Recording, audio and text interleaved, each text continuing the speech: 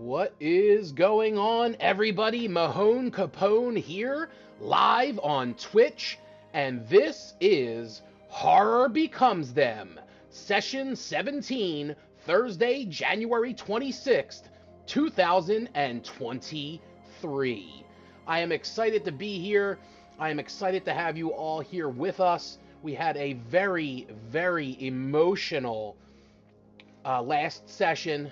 There will be a recap. I always recap the session before we start. We normally don't start right away until closer to 10 or quarter after 10. So 10:10, 10:15-ish. We wait for everybody to get in. I do have to do a little bit of housekeeping things because I want to make sure our audio sounds as pristine as possible. Because I was listening to the playback, and sometimes it's hard to hear me, sometimes it's hard to hear other group members. So I want to just make sure that we are making sure everybody can hear everything. I do want to say hello and thank you to Draco that's in the chat, Fighting Irish, and the Lonely Bard. Oh, and the Lonely Bard with 300 biddies. Thank you so much, man. That's fucking awesome. You didn't have to do that. I really appreciate it, dude. We here at Horror Becomes Them really appreciate you guys being here. We love it. We think you guys are all amazing. The support has been fantastic. Thank you so much for that. We really, truly appreciate it. I hope, as you're watching and things progress, you guys can use the blood tokens to give the DM or players advantage or disadvantage. Also give inspiration to players and everything like that. That'll definitely help during encounters. So it gives you the ability to also feel like you're interacting and playing with us, which is fantastic. Oh shit, and the Lonely Bard also with a tier 1 subscription. Thank you, sir. That is fantastic, man. Thank you so much for that. That is so awesome. I really appreciate it, dude. Yep, it's Bardic Inspiration basically, but it's you, our fans and viewers, get to be the Bardic Inspiration. You get to play the Bard for the moment. So we really appreciate it. I'm gonna actually pull up the voice chat real quick, get that up and running, so I can also get everybody else ready to go. I think they're all actually in the wrong chat.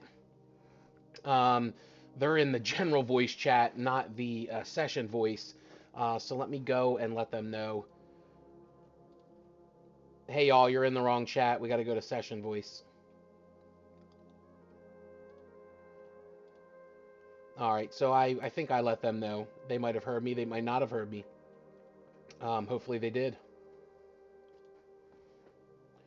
But yeah, thank you guys so much. Give me a second here. Go to session voice. Please go to session voice. You're in the wrong voice chat. You're in the wrong voice chat.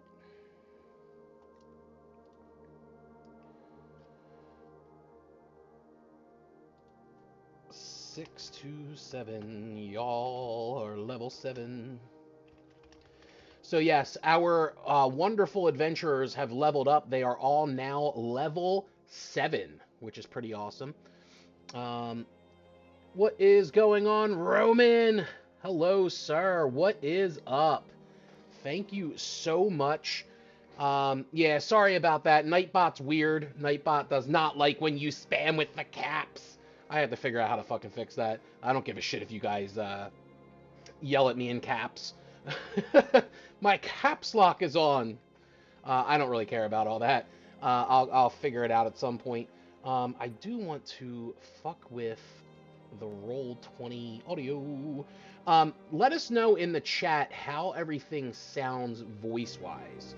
Because before we get completely started, I just want to make sure that you could hear like the background music. I want to make sure that's not too overpowering. I want to make sure that you guys can also hear our players as well. I think I'm going to put everybody up to like 140% or 150% audio because I have had some feedback from some people who were listening to past streams where It sounded like some of our esteemed adventurers, their audio is down quite a bit, so I didn't realize that I could adjust everybody on my end, which is pretty awesome. Lonely Bard said, sounds crisp AF. Okay, cool.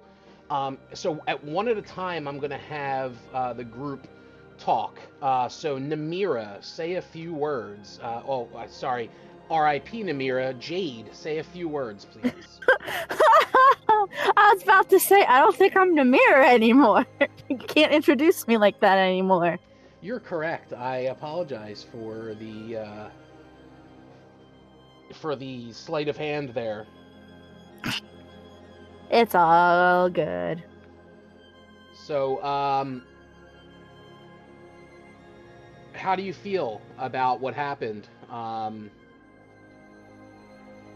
It was an emotional roller coaster, wasn't it? It was. I had to mute myself because I was crying so hard. I was not expecting to get as attached to her as I did. Because, I mean, I know it's a game, but, like, I got so attached that it literally physically felt like I was losing someone when she died. And that's what I love about this game, because not only do you get to create a character and make a backstory and mold them, and it's not just the DM who's telling a story. You're a part of that. You're building together in this world, and you become attached to these characters, and that's one thing I really love about it. And I'm glad that there was other people who were upset about it. I was choked up about it just because, you know, even though we've only been playing since July, it's it's been 6 months. I mean, 6 months is a decent amount of time to get attached to a character that you're playing pretty much every week, except for some of the times that we've missed. But I don't know. It's just it's been enjoyable, and I hope to see how things play out. Um, Real quick, I'm gonna hop over to Megan and have her talk a little bit so we could see how she sounds. Don't forget, if you're watching on the stream, please let us know how everybody sounds. I just want to make sure everybody sounds crisp and clear. The music's not overpowering anybody, and you could hear what everybody's saying.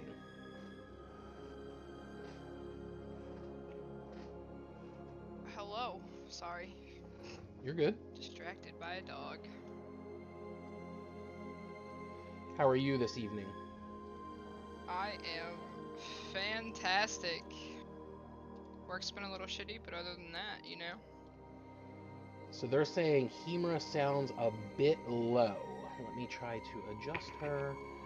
We'll put her up to 170. She does have a little bit of a softer tone in her voice. YOLO, we'll do 175. All right, now say a couple more words for the viewers. The sky is blue! And it's snowing. It's not snowing, it's just snow. A lot of snow. I don't know why I went to weather. Weather's fun. How do you feel about what happened last session? I don't want to talk about that. We don't talk about Namira, no. No. No, she does not. All right, well then we'll go to the person of the hour who was not here last session and see how she's feeling this evening and see what she thinks about what happened. What's going on, Arrowy?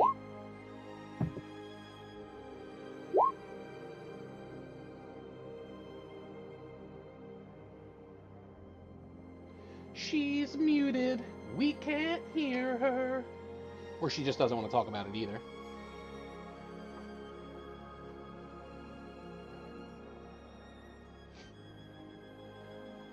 I do want to thank everybody that has joined the chat and has been awesome watching us. We have 5 viewers right now. So Fighting Irish, thank you so much. Roman at War, The Lonely Bard, Draco, thank you for being here. We really appreciate it. I want to give triple shout outs to The Lonely Bard because he not only cheered 300 biddies, but he also gave us a tier 1 sub. So thank you so much for that. That's friggin' amazing. That definitely will help us. As of right now, I don't know if it's running smoother, Fighting Irish. Not sure yet, just because we haven't really got into um, the meat and potatoes of it with moving characters across the screen and rolling the dice and all that stuff. I'm hoping, fingers crossed, that it will look better than it did. Everybody's saying that the sound sounds better since I've adjusted the levels and everything, so that is good. Um, we're waiting for Mikael, aka Adam, to get in here. We will not be having Beckett, who plays Ivor. He had some personal stuff come up, so I will be ghost riding the whip as Ivor.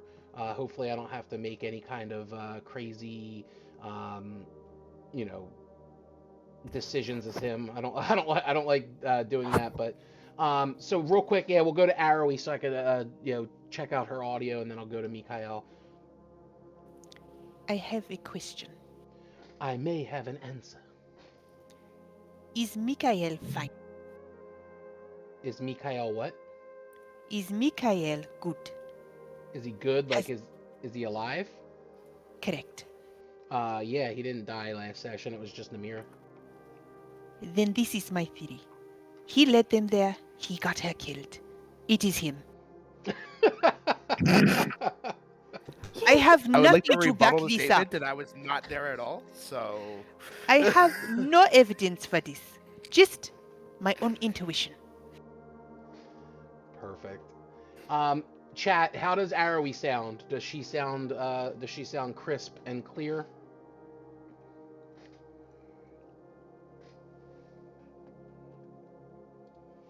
Very clear. Perfect. Now, Adam, chat me up a bit so we can make sure that you're sounding very clear as well. I have a rebuttal to Arrowy. Wasn't me. Wasn't there. Didn't cause the situation. I was with y'all. It wasn't me. It wasn't me. As he plays his bagpipes, or he pulls out a lute and he starts doing Shaggy's "It Wasn't Me." Bagpipe version, better. The bagpipe version. The Shaggy defense. All right. Oh, and Lonely Bard said, that's what the killer would say." Hey, Perfect. it wasn't me. All right, so it is getting to that time, so we will go ahead and get started with the the little recap of what happened last session. So, last session, the group separated to venture off to Lufty's funeral. Ow, that just Only fucking Namira spammed. and Himra decided to go, as the others stayed behind in an abandoned house to recuperate.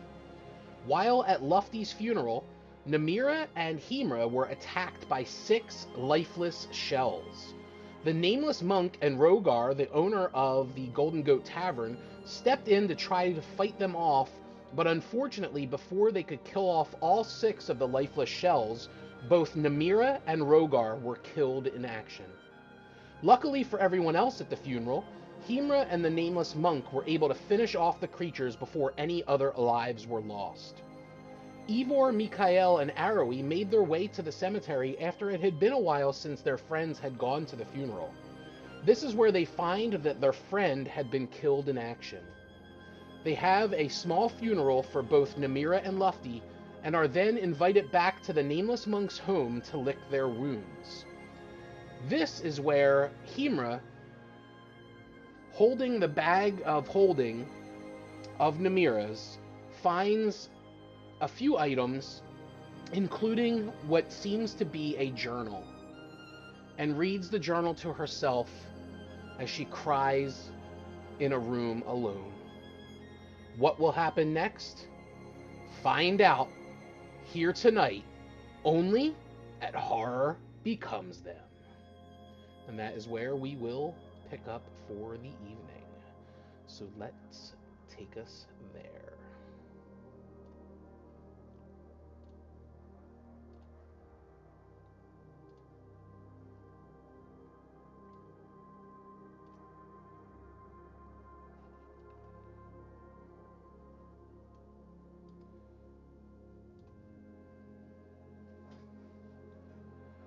And I did, so Arrowy wasn't here, but I did tell everybody, I know it kind of looks like a tavern and it looks similar to um, the Golden Goat Inn or the Golden Goat Tavern, but it is slightly different. Um, I just didn't really have like a house for the Nameless Monk. So we just basically just made it to where he kind of converted the old tavern in the town or something to, to his like little place he was shacking up in. And then Gaius Garius just said that he would cut, because he really didn't have anywhere to go now because the tavern burnt down. So he kind of wanted to just come and hang out here, and he was, making drinks for everybody as they were trying to recuperate. So we're all aware that Namira died. Yes, we had a funeral for her and Lufty. So they Okay, finished, as they were finishing Lufty's funeral, the grave diggers dug a plot next to Lufty's, and they had a funeral for Namira as well.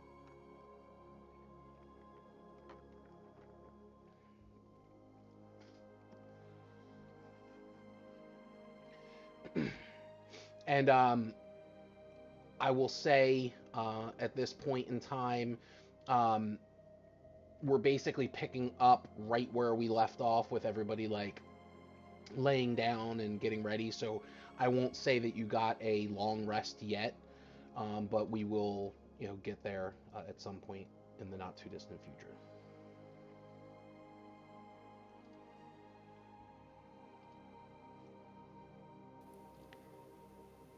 So, Mikael, I have a question for you. What is it, Aoi? Did you take the bargain? I don't know what bargain you're talking about. The one from the voice, where we all went into a dream by ourselves. At least I did.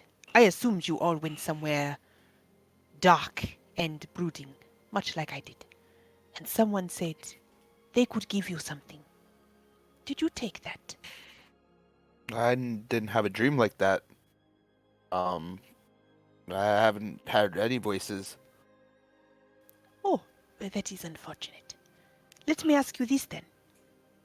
If something powerful told you they could give you whatever you want, all you need to do is hand over the souls of your friends, of those who travel with you. What would you say? I've already lost too much. I'm not trying to lose anybody else. I wouldn't take the deal.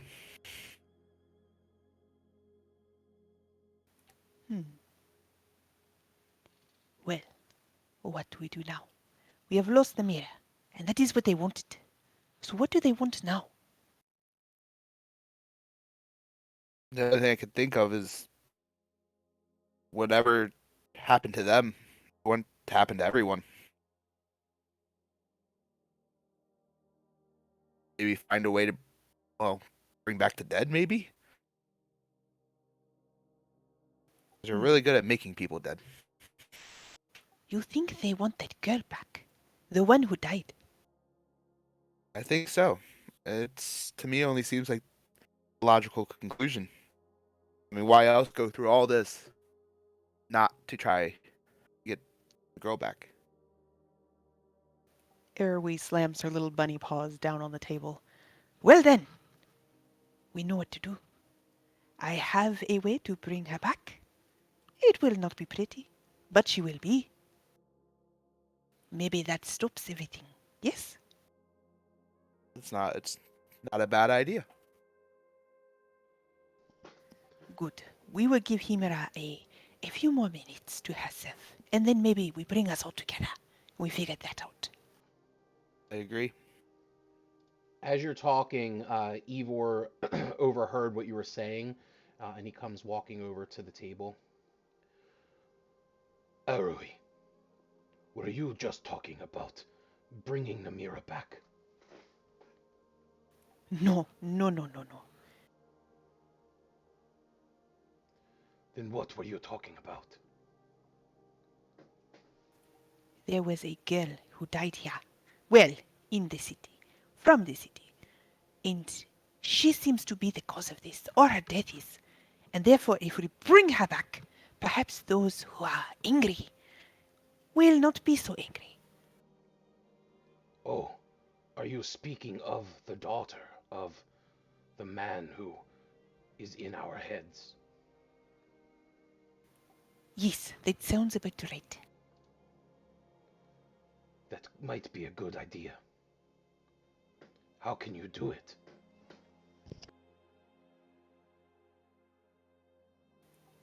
When you pray to someone who is about souls and murder and other such things, you get to know a thing or two about bringing back the dead. Well, I hope it doesn't go wrong. We will not know until it happens. She may have some strange curse on her, but we will find out when we go. What happens if we die in the process? What would we die from? We have done nothing here. They have already taken Namira. We are nothing to them. I guess it's worth a shot.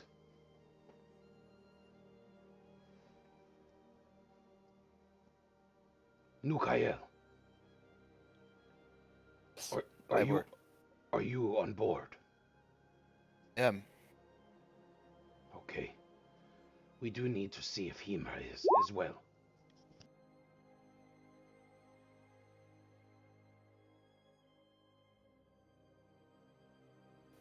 Erwi stares at Mikael.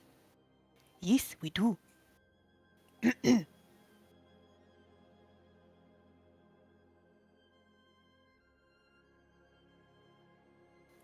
Oh, I am sorry. I am being too subtle. Mikael, you should rise from the table and go see if Himara is okay. I don't think I'm necessarily the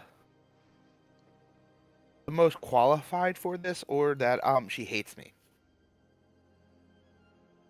I think soft little bunny rabbit should go do this.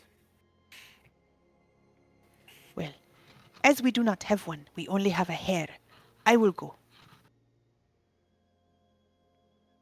I have hair on my face.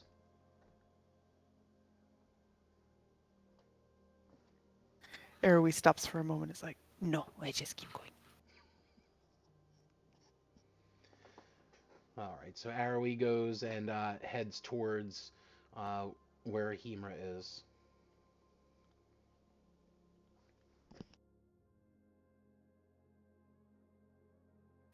She will knock.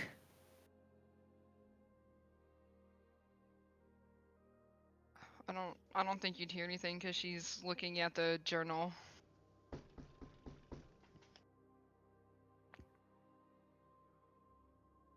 Not paying attention.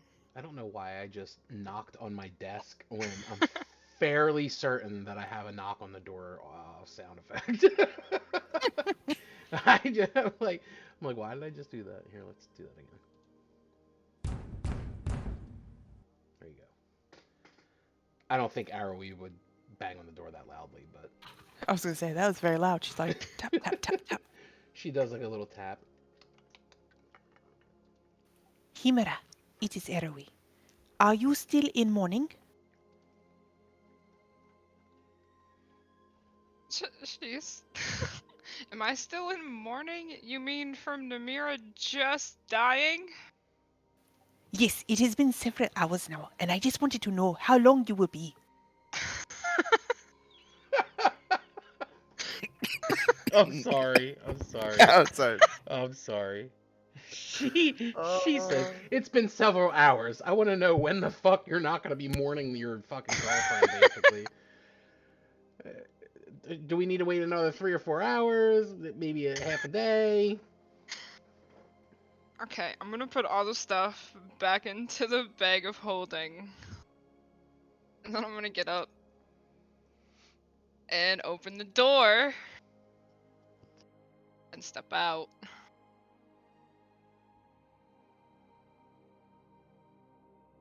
You're not very pleasant when people are mourning, are you? Well, I did ask Mikael to come, but he said because I was fuzzy that I would make a better impression on you. So I hope that my outward appearance has offset my words. Sure. Ah, good. Come then. Let's go. I'm a little She's- beat up right now. I should probably go to sleep first. She turns around and looks at you. Oh, have you not been sleeping this whole time? Morning should be No. done in your dreams. Go back to sleep, and we will wake you when it is time then. I wasn't sleeping, but uh,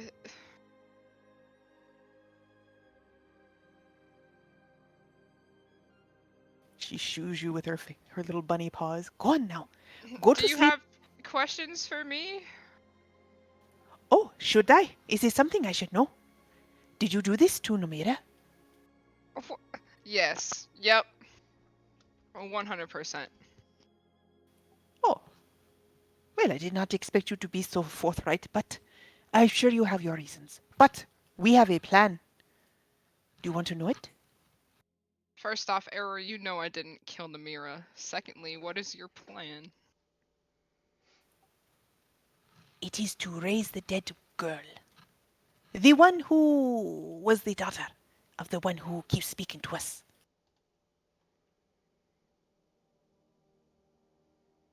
If you raise her, is she gonna come back as herself? Of course. Who else would she come back as? I don't know. Oh, You have a I see weird your way question. of raising the dead.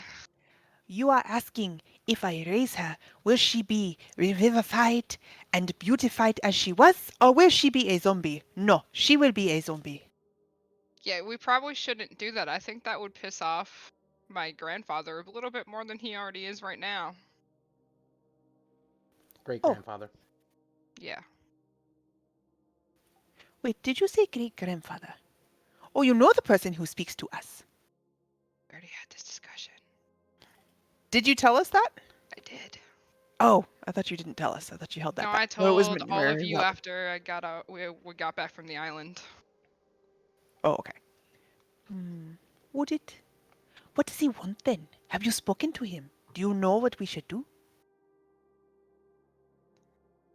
I have not spoken to him. I didn't even know he was my great grandfather until like yesterday. Today, I don't know what day it is. It's dark outside all the time.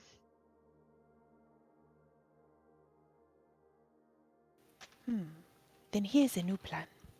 We should go somewhere where you can speak to him and find out what it is he wants from us.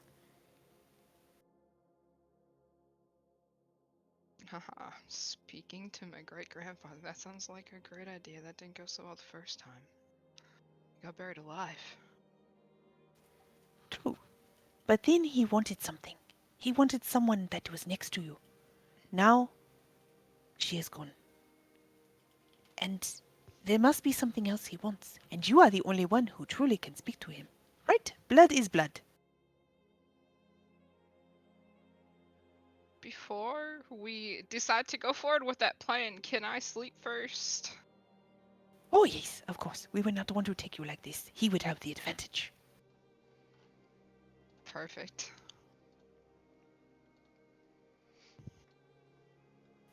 I have one more question. Since blood is blood, what is it that you want out of all this? Do you want to do right by him? Or do you want to, you know? She drags a hand over her throat. I just want the darkness to end. That's it. But what if the darkness ending means that more have to die? Is that okay with you?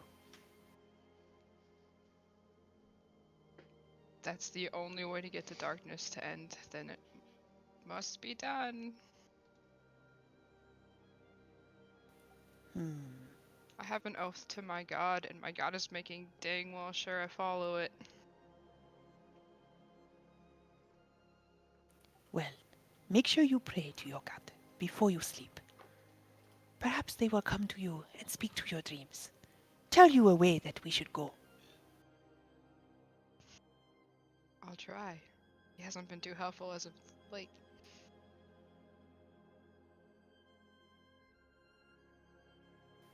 Aerie smiles and nods.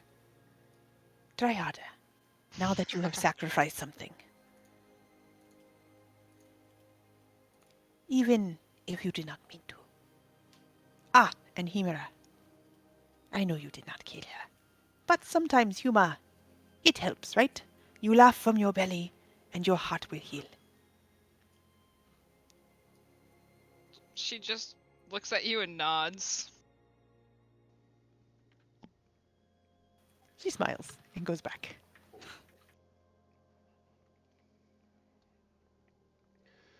All right. And then Hemra, what do you do? What do I do? First off, question outside of this. Uh-oh, we got questions. I may have answers. For reading about Hor, it says that prayers are more likely to be answered if they're written. So can I write them instead of say Do them, you or have parchment and a quill and ink?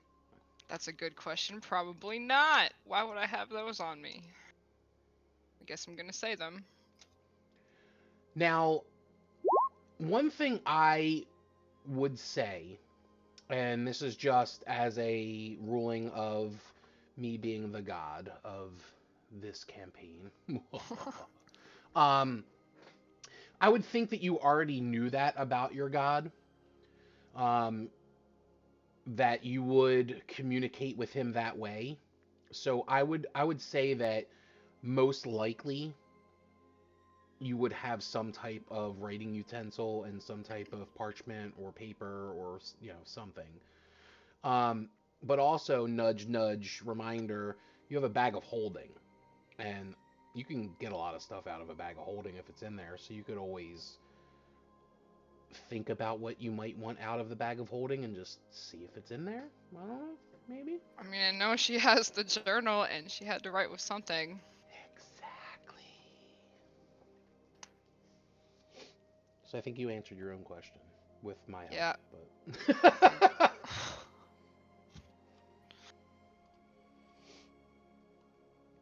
all right. So are you going back into your room? First off, I'm gonna go knock on the monk's door.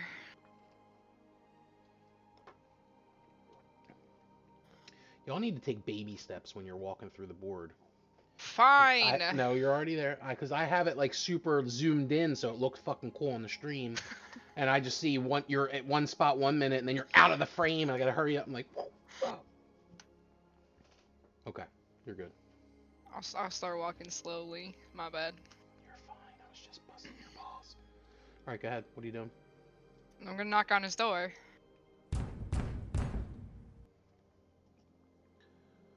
Come in. Gonna walk in, and I'm going to divine sense. Do I sense what I sensed at the cemetery? You do.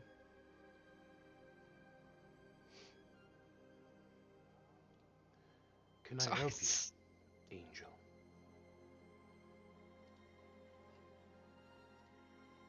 Are you just a monk?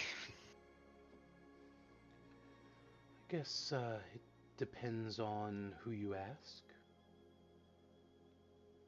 I'm asking you. I believe I'm a monk. Why do you ask? Because I sense a little bit something more coming from you. What is it that you sense? Celestial. Ah. I should have known that you were able to sense those type of things. Do you have questions? Concerns? My only question is, what are you? Well, I guess it really depends on a few things. Obviously, you know that I'm not from this plane of existence. I was sent here from my deity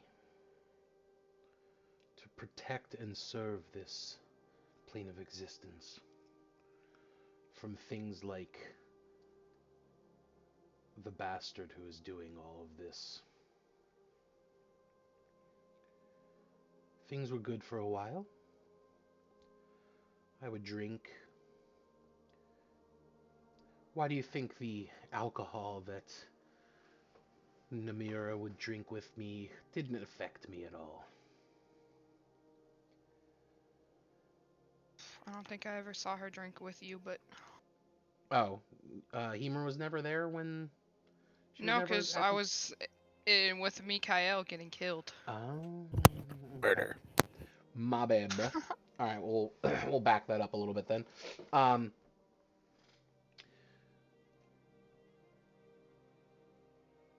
Things don't affect me like they affect most mortal humans or creatures, humanoids. I was sent here to protect those here in this realm, and I think I've done a decent job up until recently. But I do have a question for you. I'll answer your question to the best of my ability. Why is it that the darkness started not too long after you got here?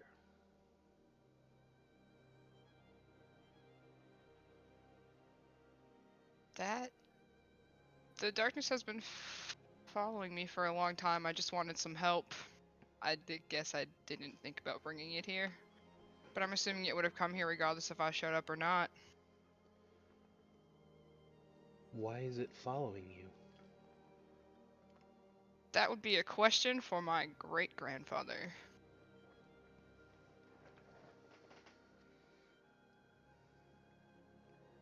Have you looked into yourself to see if maybe you can answer these questions on your own?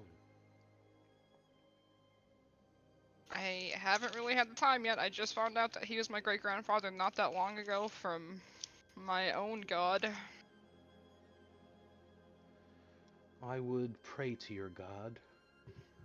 I would contemplate the things that have occurred and look inside of yourself to see what he possibly could want.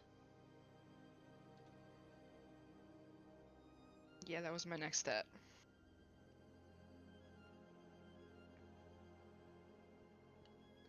Is there anything else that you need from me? Nope. I'm just gonna go to sleep I as after. well. Be Thank safe. you for your help earlier. Probably wouldn't have lived if you hadn't been there. You're very welcome. It is kind of my job. She's just gonna leave and walk slowly to her bedroom. Smart ass. All right. So Hemra gets in her room. She's getting ready for bed and everything. And is this when you're gonna start writing to your god, or are you going to bed first, or what do you want to do? No, I'm gonna write to my god first, but can you give me like a little bit to think about what I want to say? Okay. Thank you. You can go to everyone else or something, I don't know. Before we switch to everyone else, there is something that I need to do.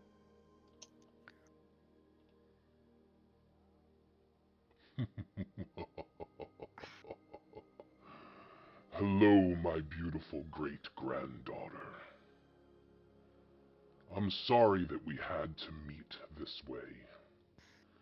I'm sorry that because of your friends, someone near and dear to you had to die. Just know it wasn't personal, my child. The orc had it coming. Her family tortured and killed my baby girl, your grandmother. Yes, that's right. A relative of the love of your life killed your grandmother not too long after she had your father. Nonetheless, isn't it sick how the world works? Is it fate? Is it luck? Is it coincidence? Who really knows? One thing is for certain. I am unleashing a world of pain on all of those who allowed your grandmother to die. Who sat back and did nothing, covered it up, acted as if her life was nothing. This is why you should join me. Take your rightful place beside me and let's end their pathetic existence together. I will leave no doubt in your mind on the decision you need to make. If you join me, I will bring back the love of your life. It is a sacrifice I am willing to make for my great-granddaughter. There are other orcs out there involved, so I can spare her if you join me. What do you say? I'm gonna have to say no to that. Foolish. Very, very foolish. But I should have known. You did not grow up in the rightful place. You were left with some peasants. Some little, minuscule peons of humans. Disgusting. Well, it is your loss. And I'm glad that the love of your life suffered the way that your grandmother suffered. Go to sleep, baby girl. When you awake, chaos will rain down on you and your friends. This is my word. This is a guarantee, and it's inevitable. I'll see you soon.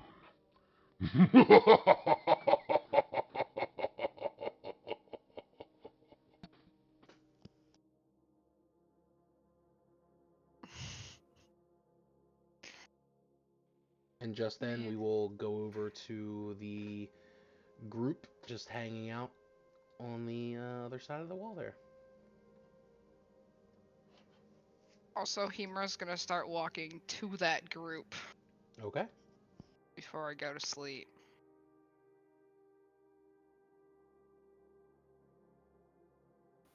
Is Gladius making food? You mean Gaius? Yes, guys. Gladius.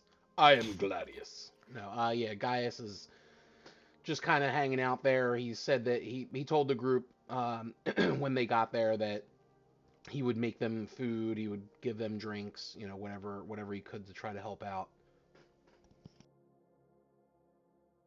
All right, or Aries just munching on some carrots and some bread. And probably some cheese. Sounds good.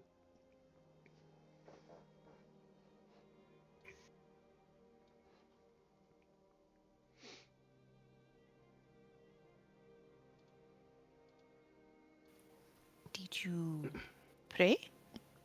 Did I pray? No, not yet. But my grandfather came, or my great-grandfather came to talk to me. Real quick. First off, he asked me to join him, which isn't happening. He promised to bring the mirror back. I don't believe him. Secondly, he told me to go to sleep, and when I wake up, chaos is gonna rain down on me and my friends, which would be you three at the moment.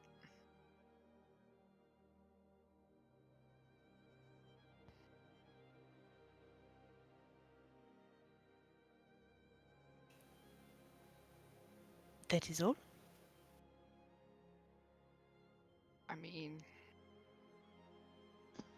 you already know the part about the I'm sorry. orc and all that. Arrowy, I love you. That's the reason why I didn't really play as Arrowy last session, because I don't have that like dry humor to where like I tried to like only do like little things just because I love how you play this character. Like, that is all. Like, no big deal. No big deal. Chaos is gonna rain down on everybody and kill everybody, but no big deal. Jade, did you tell everyone about your family or no?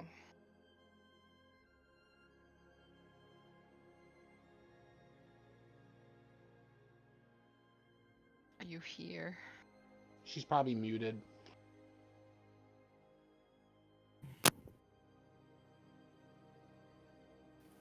Didn't we know that that was her family that did those things? I Or did she th- not tell us that I part? thought So, Okay. so I don't think she ever did. I don't think so either. I think she told you guys like that. She Back told half. this. Yeah, she told the story of what happened, but she never got a chance to say it was her ancestors that did it. Because we got interrupted by that fight, then Lefty died, and then the funeral, and yeah, So just that they were orcs. that's all you know. Yep.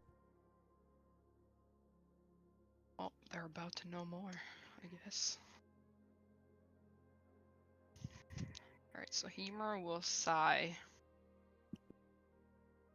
Namira's family, the one that started all of this with my great-grandfather. So him offering to bring her back if I joined him. Again, I just didn't trust it, but as soon as I said no, he said that he's glad that she suffered.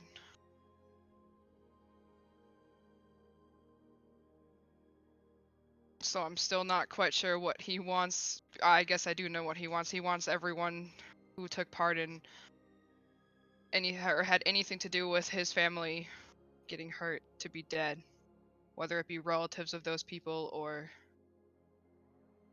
the exact people who did it.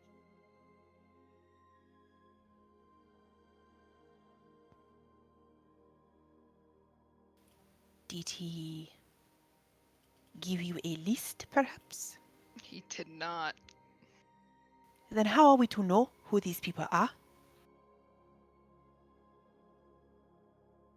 I'm sorry, Arrow. Maybe next time I'll just join him, get a list, and then unjoin him. No, no, no. But it's obvious that he wants you to do something. Whether you join him or not is either here nor there. If these people must die for the darkness to end, did we not talk about this in the hallway? Sometimes people must die for the darkness to end. Unless you have another way. Go and pray to your God. See if there is another way. My God would say, this is the way. I do not think you appreciate my God as much.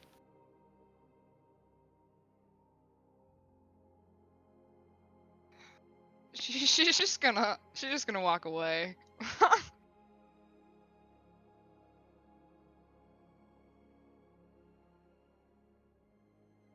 Yeah, I'll think of something to write to my God.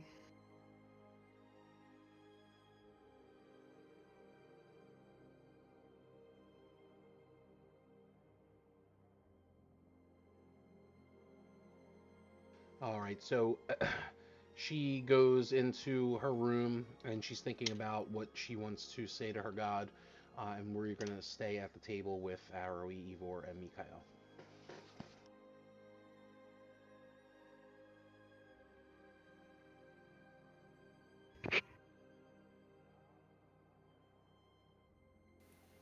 Well, that plan is not going to work.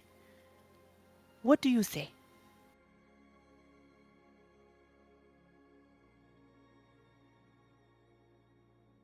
I I say do. we need to find out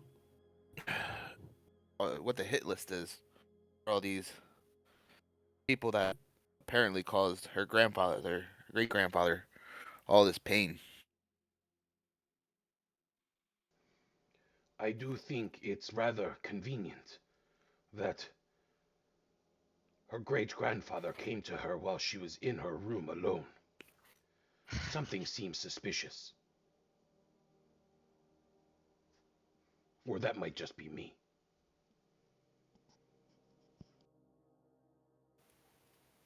Hmm. If you had someone who said, do these things for me or your friends die, would you say that in front of the friends? No, you would not. You would say it in private. I do not think it is strange, but I do think we should find out this list. I wonder if he will speak to us. What was his name?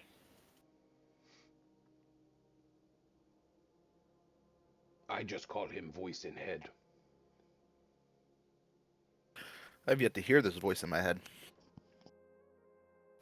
That is suspicious. She looks at Ivar and then back at Mikhail. That is very suspicious because the rest of us have had it. So the fact that you have not. She looks you up and down. We will table that for now. But let me think. She sits down, presses the two ends of her stole together. If you are here, voice in our head, please make yourself known. All we want is to do what will help this area, which appears to be to kill those who have done you wrong. But we do not know who those people are. Please tell us.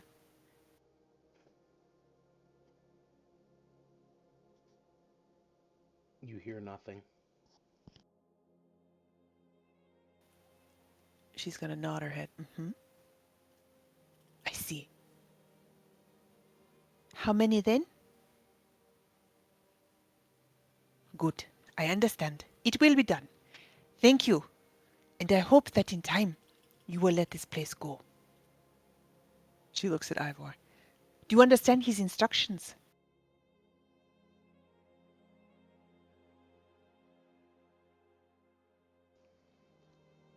Ivor kind of looks at you a little weird. Uh, uh, yes, yes. Good. That did seem like a lot, though. Well, blood will out, as they say. She looks at Mikhail. Obviously, you did not hear it because you never hear it. Perhaps he does not like you. That is okay, though. I have a list. Not a problem. I shall write it out. And return. If you need to sleep, you should do so now. And she will go off. Is this room open? She's like,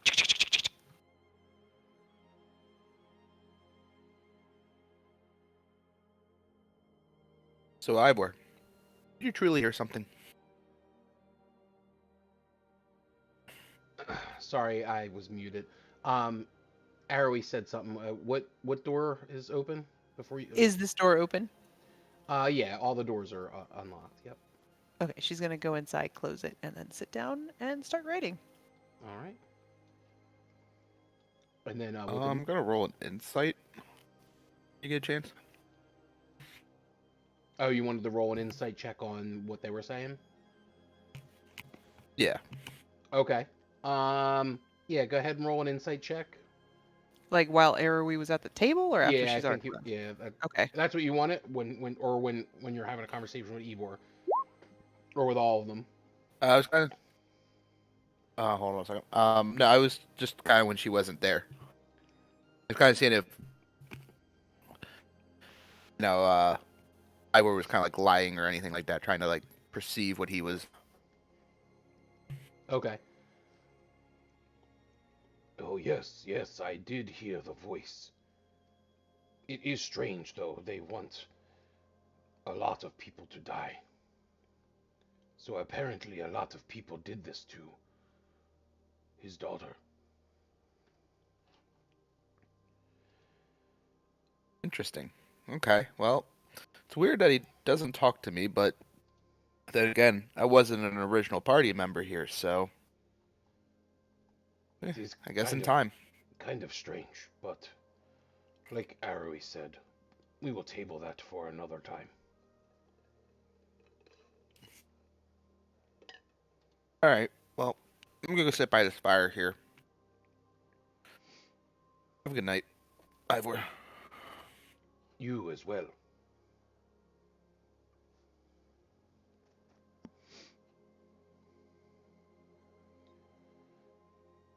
Is Mikhail going to a room to sleep, or is he just like kind of like sitting by the The fireplace and chair. kind of kicking Gonna fall back? Yep, and then he's gonna fall asleep in the chair. Okay. And then Ivor is gonna kind of just start heading his way to see if there's a room to sleep in.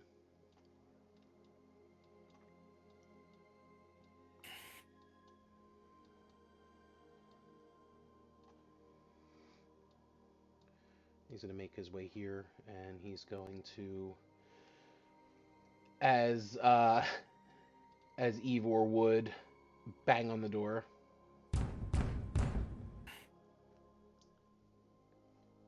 Arrowy. You may come. She's just scribbling down stuff in Abyssal and Primordial. I am sorry to bother you, but I don't want to sleep in a chair like Mikhail. Could I sleep on the bed in here? She holds out her palm to this bed. Yes, of course. I will be up for some time, but I will keep the candle low. Okay, thank you. Try to get some sleep.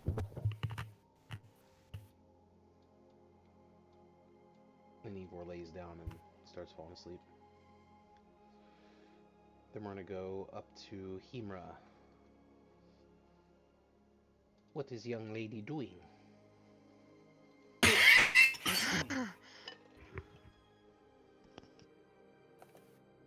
Alright. Can I message you what I wrote Sure. for my god?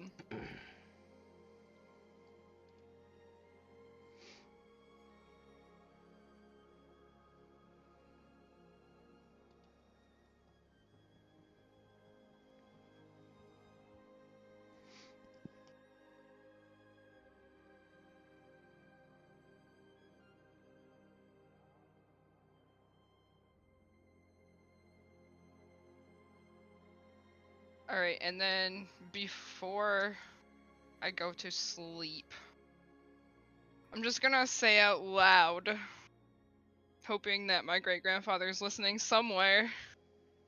You bastard, the least you could have done is tell me who you after. Maybe I could have helped in a different way instead of just joining you. And then she's just gonna go to sleep. Okay. So I'll have you start falling asleep, and then we're gonna go into the room with Arrowy sitting quietly by the low lit candle.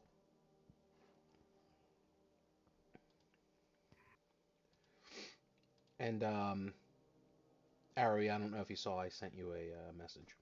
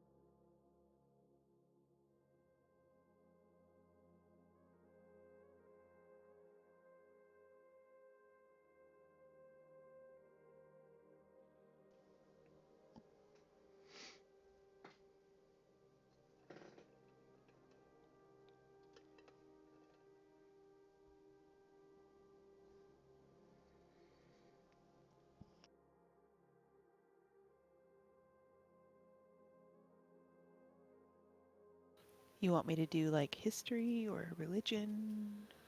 That's what I'm trying to figure out, just because things like this are like, and for anybody watching, I'm a newer DM. I'll be completely honest. This is only my second campaign that I've actually, DM'd for. So some small little things when it comes to roles and stuff like that, I'm not 100% certain on what to have the group roll or not roll. For that, I don't know if history would. To be honest, I think history would probably make more sense than like religion or something like that.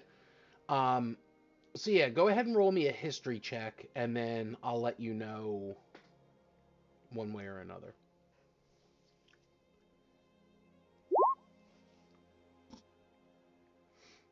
Okay.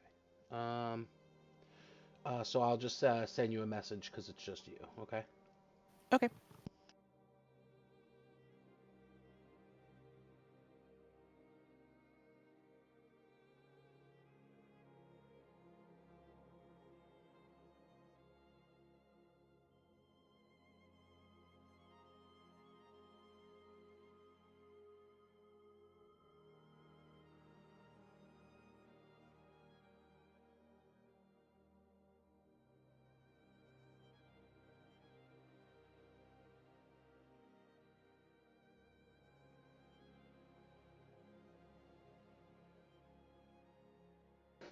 All right. So I went ahead and sent that to you. So Arrowie's just sitting there. She's, writing to her god. Ivor's sleeping in the room quietly, in the bed below her. Um, Himra was in her room, trying to get some shut eye, after trying to write to her god as well, um, which she, as of right now, did not get a response to. Mikhail fell asleep in front of the fire, um, just comfortably, just in this chair here as the fire was going. Um, and Gaius Garius, is still kind of milling around, preparing some food for the morning and things, just because he he doesn't really know what to do with himself because his tavern burned down. So he really doesn't have like kind of like a place to stay. Most likely he'll come back here and just prepare some things, and then fall asleep most likely at the chair back there, kind of getting a little bit of a cat nap. So we'll say at this point then, you guys all have a long rest. So everybody is going to be back at full HP. Um, you'll have, all of your spell slots back, and all that. Um,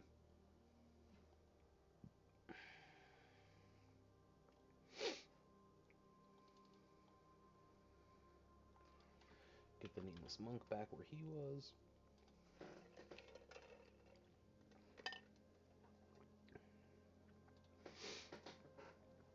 And it's a new day, so we will stop playing the somber song that was. And as Arrowy said, is it time for you to stop mourning? We'll play something different. Let's see what we got here. Yeah, I like that one. It's foreboding. All right. So, um, none of you stayed awake.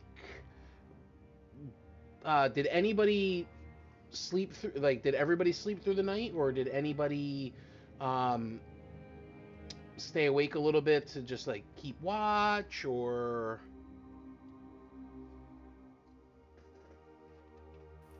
Arrowy would have stayed up most of the night, but she definitely would have gone to bed after a while. After she made her list, she's not going to stay up and keep watch.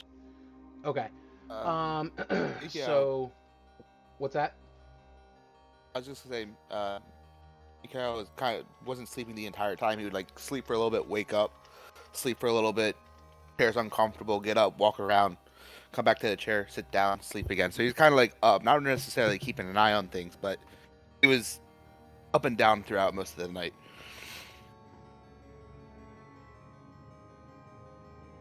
Okay, so give me 1 second.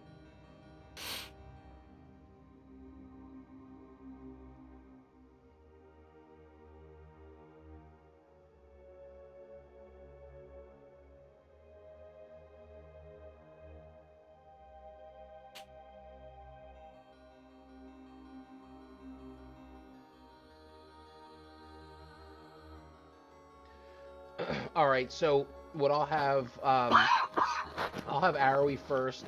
Roll me a d20, please. Just a straight d20.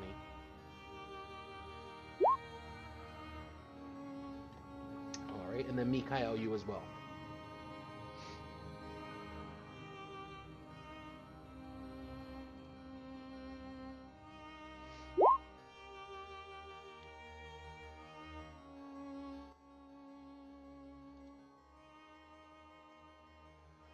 All right, so during the night, Arrowy is up a bit. She's writing, she's, doing her thing, and then she finally, at some point, lays down, falls asleep. Relatively, quiet evening, nothing really happens, nothing goes on. Um, Ivor just pretty much sleeps through the entire night, so, he's good. Himura, same thing. Mikael, um, while you're kind of fidgeting around, trying to get comfortable in the chair, things of that nature, you start to feel uneasy at some point during the night. Something just seems off. And then you hear this. Mikael.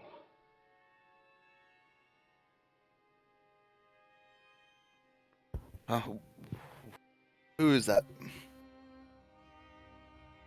Your friends think that you have something to do with this. Do you ever wonder why Well? you never hear my voice? Yeah, it's strange. Why don't you talk to me? Why talk to me now? Because I have a proposition. You don't have a tie with these people. What do you get out of being with them?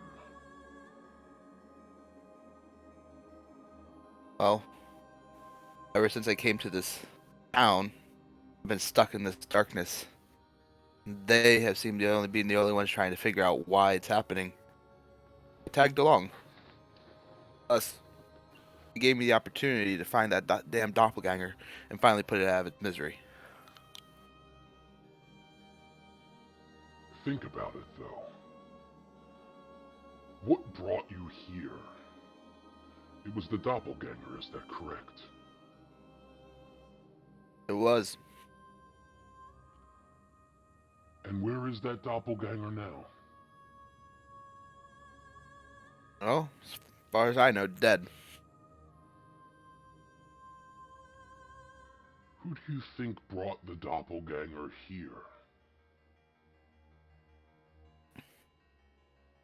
Well, considering the type of creature it is, I'm assuming you. On darkness. That's correct. I brought him here for a reason. Because I knew that you were looking for this doppelganger. I knew that you wanted to end that doppelganger. I served him up on a silver platter. Did you end him? I did. And how long did it take in your journey to find this doppelganger, may I ask? 10 years. Exactly. And in a matter of moments, I brought him here on a silver platter just for you. That was my peace offering. Join me, Mikael. Let's make sure that these people suffer. I have a question. Go ahead. What brought Arrowy Ivor here? Why do they have to suffer? Why make your own granddaughter suffer? My great-granddaughter was ripped away from the family. She was raised by peasants, peons, simpletons. She knows not what she does. She doesn't understand or grasp the severity of what happened to her grandmother. She is disillusioned. She is a lost cause. I tried to reason with her. I told her I would give her the love of her life back, which I could do easily. She spit in my face and said no. Well, she could suffer like the rest of them. And as far as the little old bunny rabbit and the dim-witted Ivor, some can say wrong place, wrong time. But there's more to the story. Arrowy has a god that she worships. All that god wants is to collect souls. I'm in the business of dealing with people like that. So, soul for a soul, an eye for an eye. Let's pile up the bodies. There's plenty of people in this town who are corrupt and evil and conniving. They all knew what they were doing. They covered up my daughter's death. They made it seem like nothing was supposed to happen, or nothing did happen. I know the truth. So join me. None of these people matter. They've got their suspicions of you. They don't even understand what you stand for. They don't know you from Adam.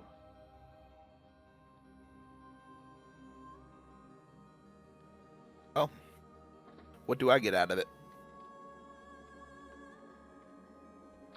My friend, the realm is your oyster. You can have whatever you'd like. Pillage. Take what you want. Treasures and gold and anything. You name it, you could have it. I don't know if you remember, but that green crystal can take you to different planes of existence. I could zap you wherever you'd like to be. You name it, it's yours. I know this is a lot to take in. I'll let you get back to sleep. Sleep on it. I'll be around.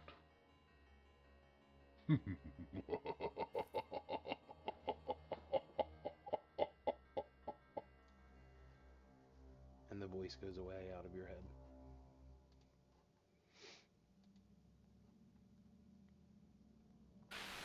Well, something I'm gonna have to think about. For now, sleep. All right. So you fall back asleep, and it is now been a full 8 hours. Everybody is rested, full health, full spell slots, all that. Um, so what do you guys do?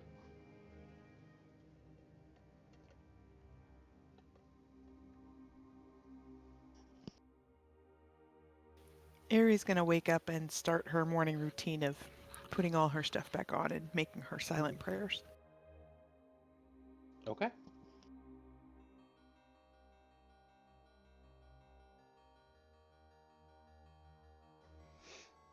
Ivor just kind of wakes up and sees Arrowie's, silently praying, and he doesn't really want to bother her, so he just kind of gets up and starts heading out of the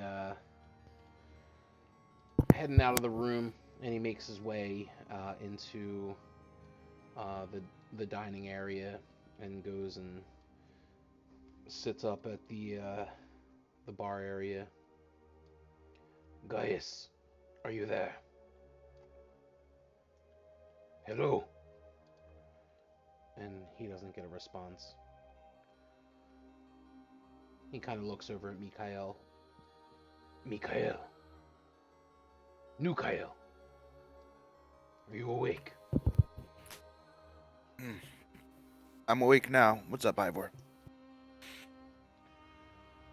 I don't know. I'm feeling a bit uneasy about what has been going on.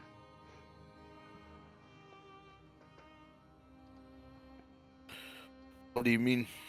I mean, obviously, between the losing Namira and everybody on edge, what is it that you feel uneasy about? I can't really put my finger on it. Just something seems off. But it could be that I'm hungry and want something to drink. I don't know. Hello, Gaius. Are you here still? If not, I will get my own food and drink. And just then, yes, yeah, oh, yes. I'm sorry, I'm coming. I was preparing some breakfast. I apologize. How are you? Good morning. Welcome to the. Sorry. Welcome. Good morning. How can I help you? Do you think I could get maybe some meat and some ale? Oh yes, of course. Yeah, I can get that whipped right up for you. What about you? He points at Mikhail. Can I get you anything? Anyway, I could possibly get a bacon sandwich Oh, and nail. yeah, of course. Yes. Give me a few moments and I will prepare that for you. And he goes and heads into the back. All right, and then we will go to Himra. What is Himra doing? Humor's gonna get up and be kind of annoyed at both her god and her great grandfather. Kind of just cursed them both. Before she- like stick up a middle finger and all that, Before she walks out the door, take a step back. I did. She hears the following.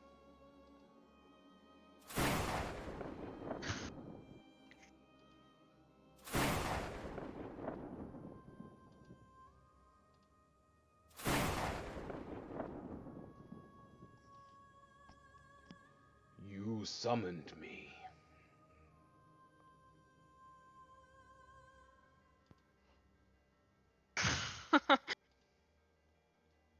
I sure did. You have many questions, child. Yeah, are you planning on answering any of them? Are you sure that you want any answers? Why wouldn't I want answers? I don't know. Maybe it could be detrimental to your health.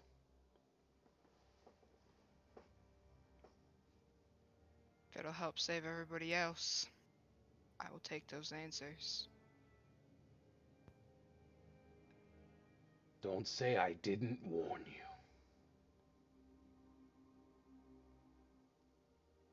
The reason you are here is to stop the darkness.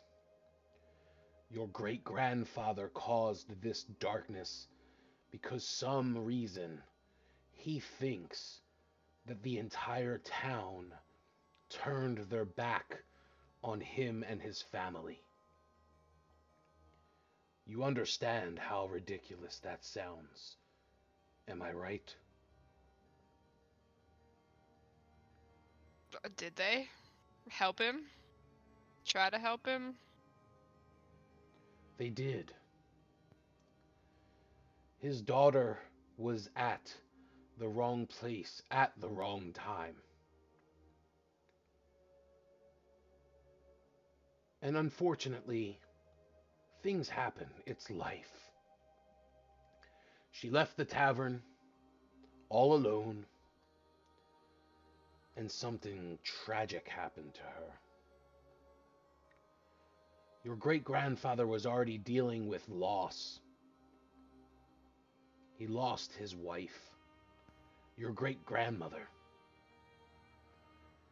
She had lost a battle to an incurable disease only months prior to the devastating loss of his daughter.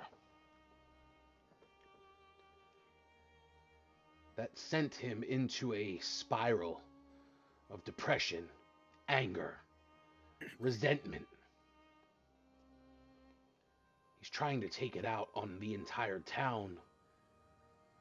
But for what? What will he gain?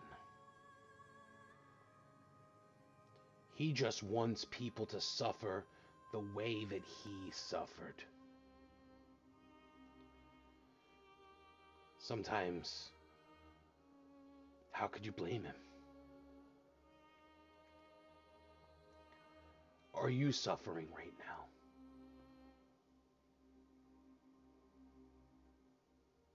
A little bit. How does that make you feel?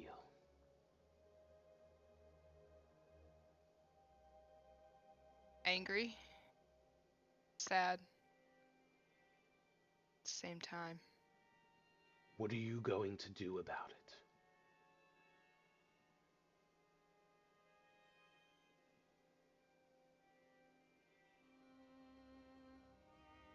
Well, I'm sure you already know, but he did ask me to join him last night with promise of bringing Namir back. But there are several ways that people can be brought back, and I don't trust any of them.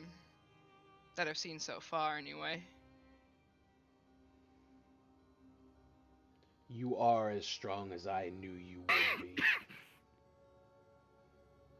I'm glad that you did not take him up on his offer. That would have been foolish.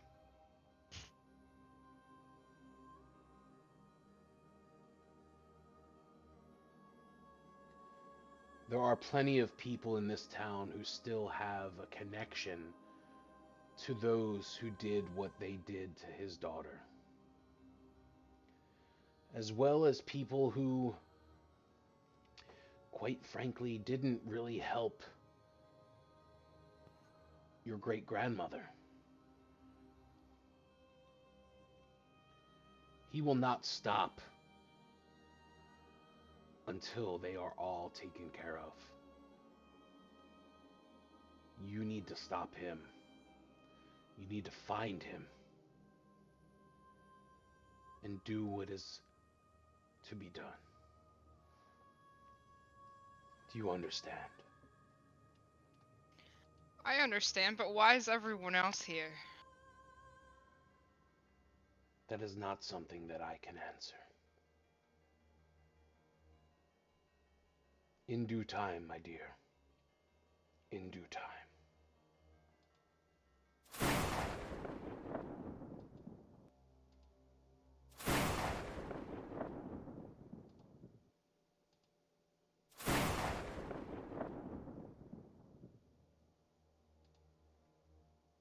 All right.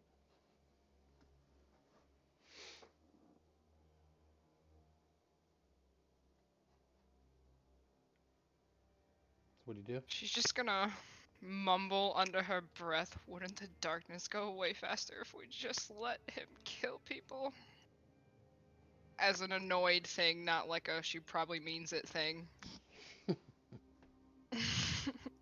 And she's just gonna walk out.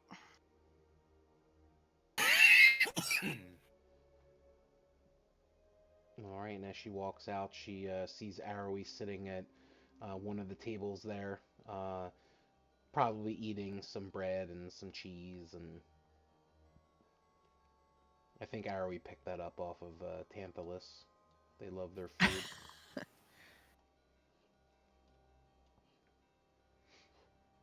She just nods as you come in.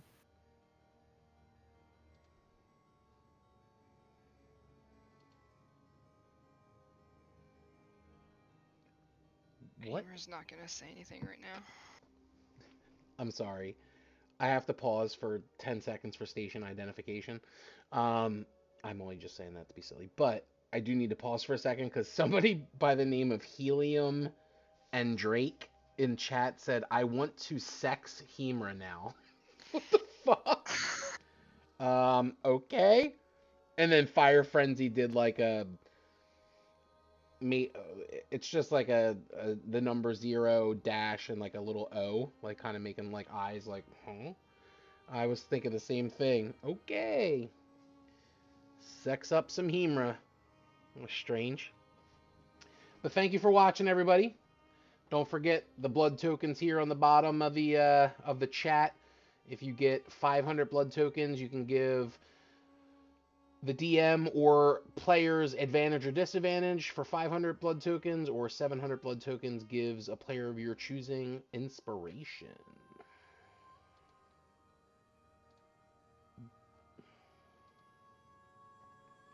Sex up for Hemra, says Helium Drake. I don't know who Helium Drake is, but thanks for being here. We appreciate you.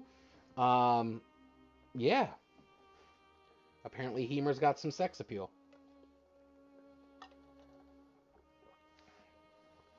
All right, so does Hemra say anything as Arrowy nods to her as she's walking by, or? No, not yet. She's gonna think about that conversation with her god first. She'll talk about it later. Okay. Just gonna stand at the bar because she doesn't want to sit down right now. All right. And as you're approaching the bar, Guy Ascarius comes out with a couple of ales and some food on a tray. Oh, yes, yes. Here you go. Here's your breakfast meats, Ivor, and your ale. And Mikael, here's your bacon sandwich and ale as well. And hello, beautiful angel. Good morning. Can I get you anything?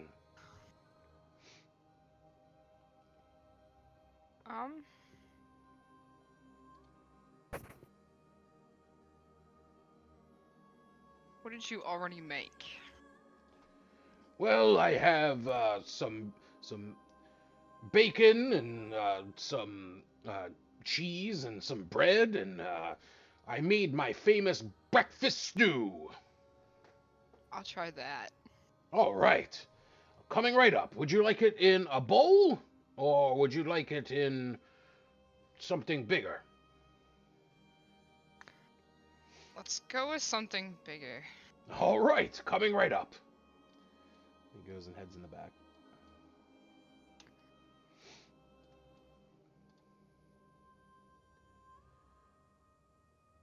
Arrowy will make her way over.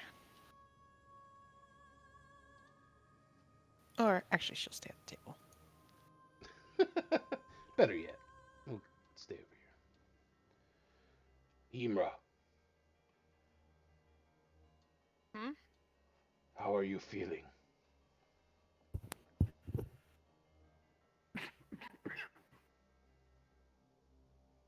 I've been better. I've lost a lot of people in my life. I understand.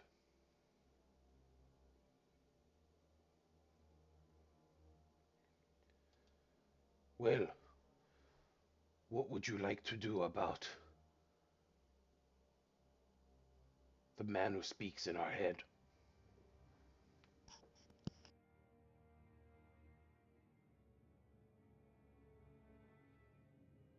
We're gonna have to stop him now, aren't we? Yes. Did Arrowy tell you the plan that we had? The which one? The one for bringing his daughter back? Yes, we bring his daughter back to try to get him to come out. I think it's a good plan.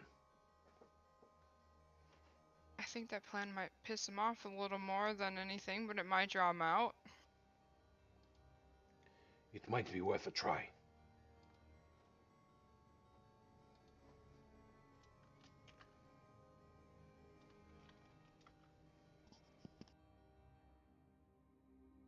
And what about his wife?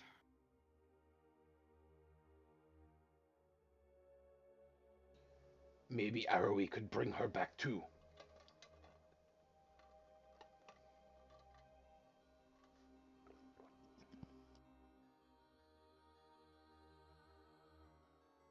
Man, I really don't think paladins are all for bringing zombies back, but my whole entire thing is to sense them and hurt them.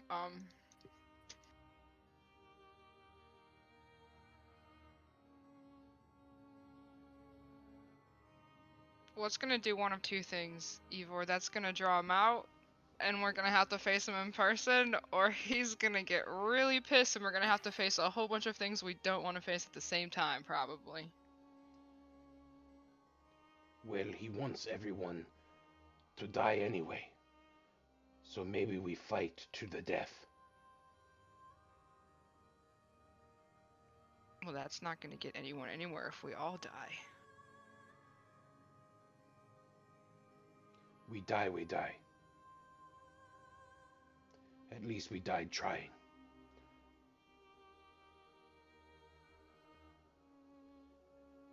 What do you think, New Kyle?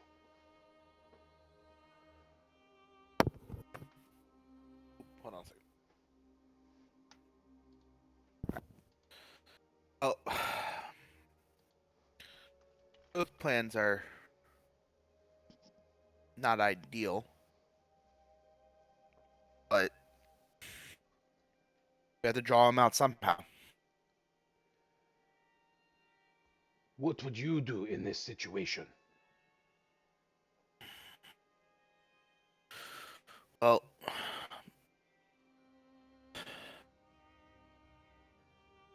that's I don't even know. Like, I tried to figure out.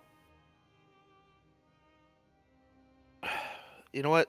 Let's go raise his daughter. I mean, what's the worst that could happen? We die. Arrowy, come here. Arrowy pops up on the stool.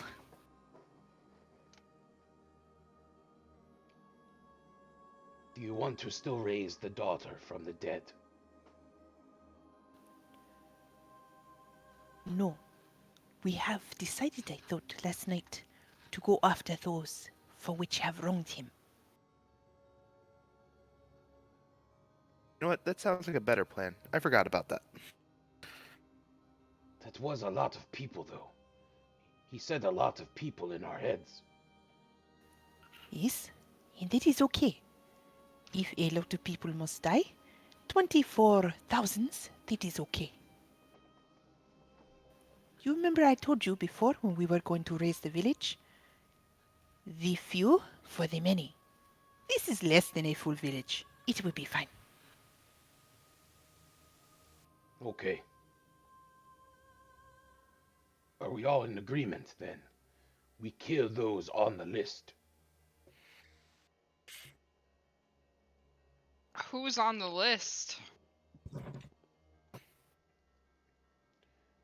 Did your great-grandfather not tell you the list?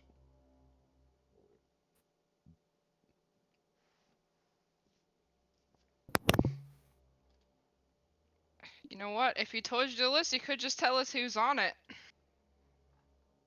He said it to me and Arrowy. We asked him. Yeah, did he? He did. Did he not tell you? Did either of you? He didn't, and I told you guys that last night. Did either of you make a list, or do you just all of a sudden know all of these people and you can remember it? Arrowy takes out a piece of paper and sets it down. These are the names I have. I do not know if it is all of them, but it is what I have. Is it in a language that I can read? It is in Primordial and Abyssal. I can read Abyssal. Then you Can't read see lots Primordial, of though. random last names. She has 10 names written down.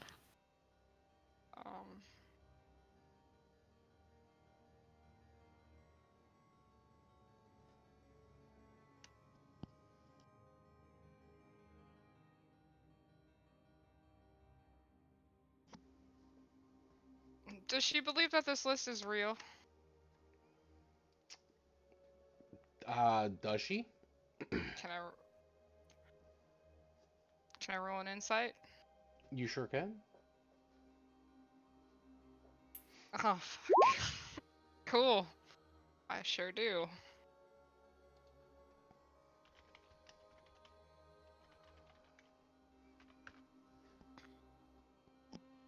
Give me a second.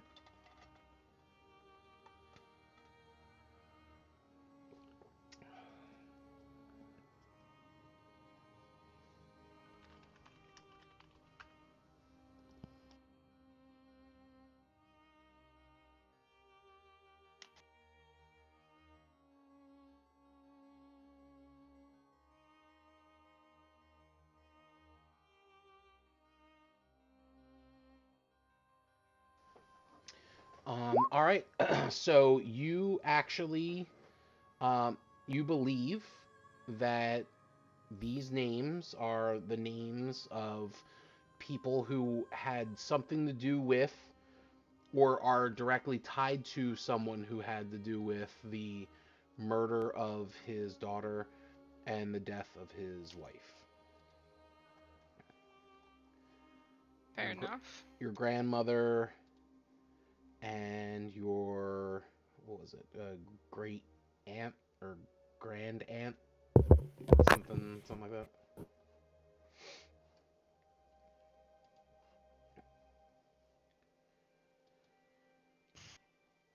It's an interesting list you got here. Maybe we should ask the monk if he knows who any of these people are. He seems to know quite a bit of people in this town. Do you not think it is best to keep people out of this business?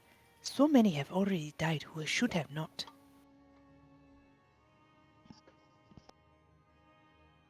I think the monk Besides, can help us a lot more than anyone else in this town.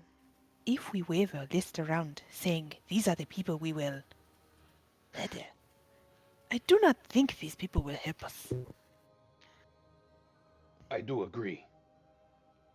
If we tell him names, they might be friends or loved ones, and he might try to stop it from happening. What do you think, New Kael? My only hesitation is, how do we know the list is real? He said it to us, in our heads. You wouldn't know. I didn't hear him. He doesn't talk to you. He doesn't talk to me, but I don't know. It's just convenient that he would just give us a list.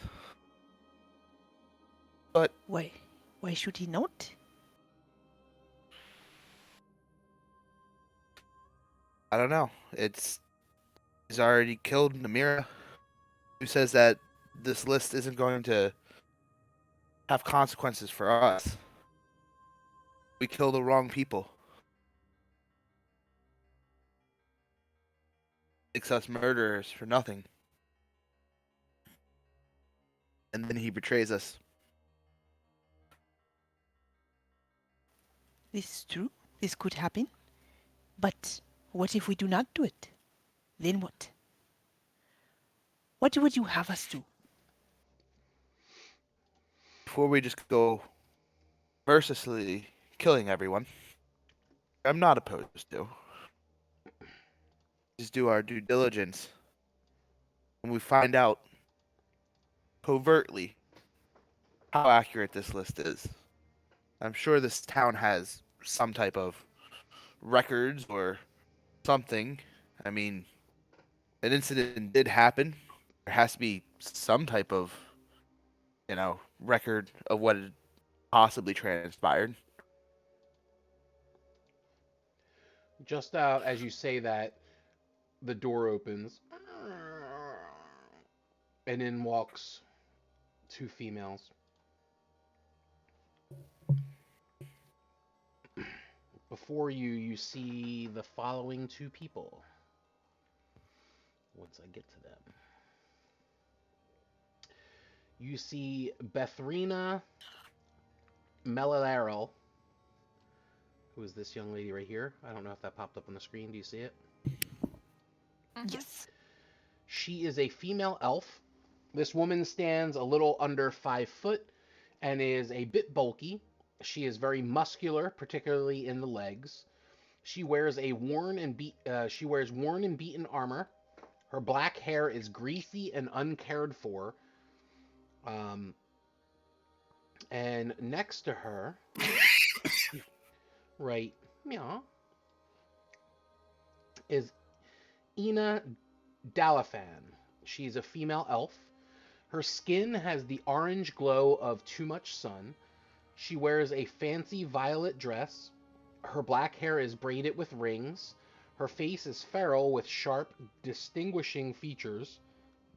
And her spectacle hidden eyes are a deep violet. And they walk in.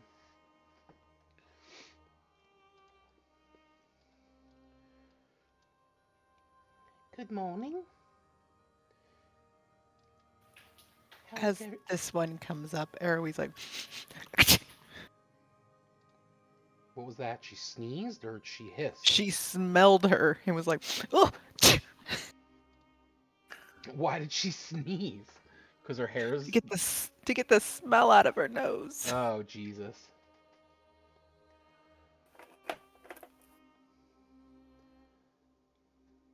Well, I would say cat got your tongue, but you're a bunny rabbit?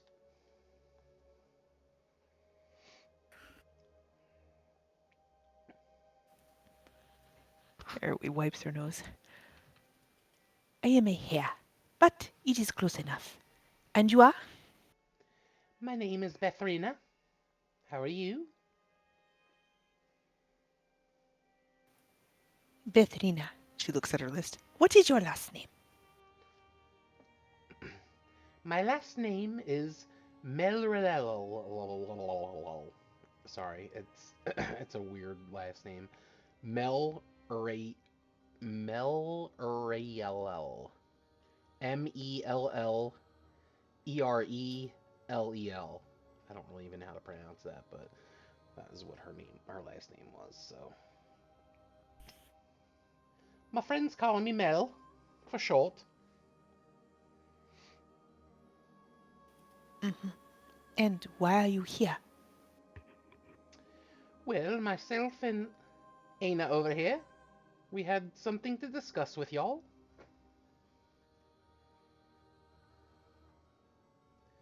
Aina, just waves at everyone. Hello, how are you?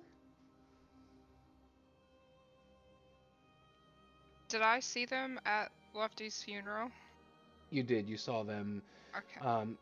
You recollect seeing Rogar have kind of it looked like a heated conversation with them as everything was starting to go down. Ina speaks up. I'm sorry for your loss.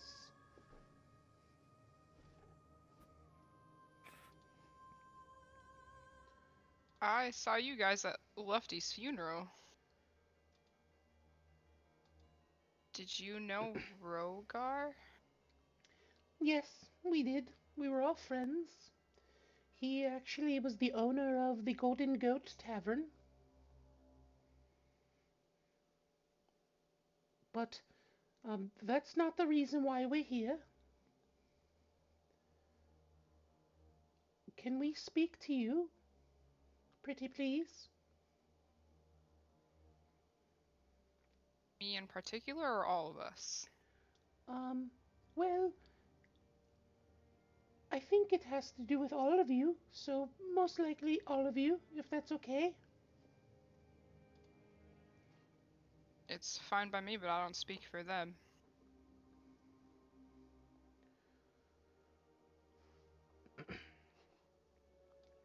Well, we might just spit it out, if you are okay with it.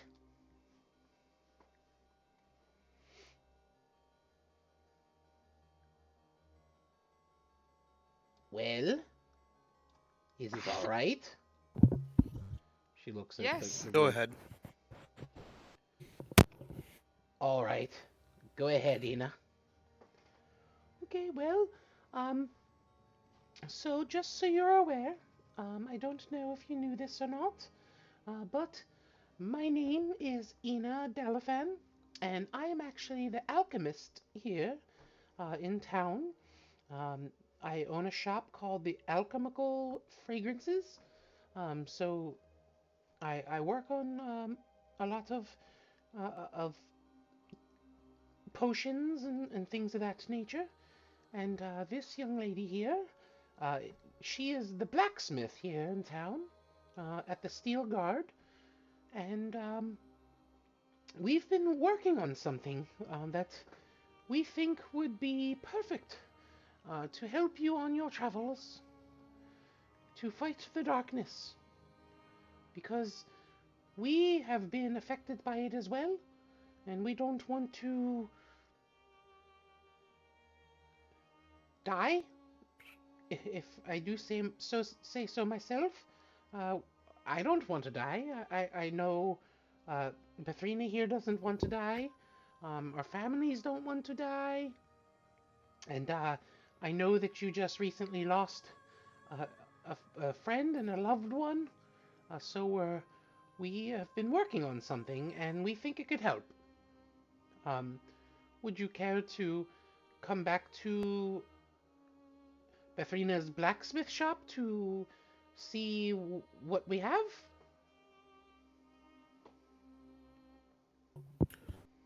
Why do you not speak plainly? What is it you want and what is it you have? We have been through a lot.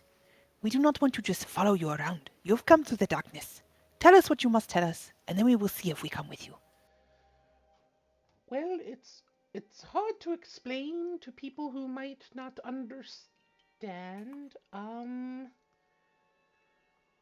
We have someone who could possibly help. But we can't really bring it around. So you might want to trust us or not. I mean, that's up to you. I understand. If you're hesitant, uh, I would be too. And just then, Guy Iscarius comes out. Oh, hello, Ina, Briannan, or Bethanan, or Bethrina. Sorry. I apologize. It's been a long night. Welcome. What brings you here? We are here to see if the group would come and uh, back to the blacksmith shop to see a creation that we made that could potentially help them fight off the darkness. Oh, okay. Well, have at it.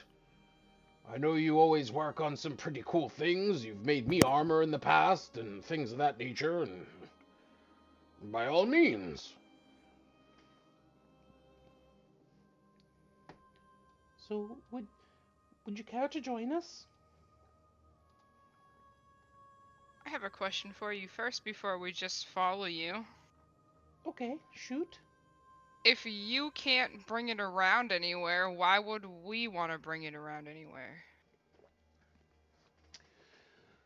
If I'm being honest, it's not 100% ready, so we couldn't have it come with us, but it's almost ready, and you can come see it for yourself and tell us if you would like for it to join you.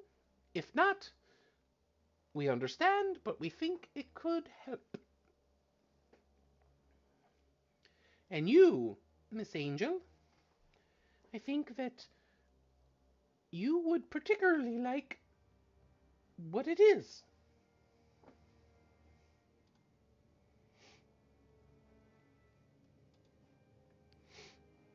Well, you have my curiosity now.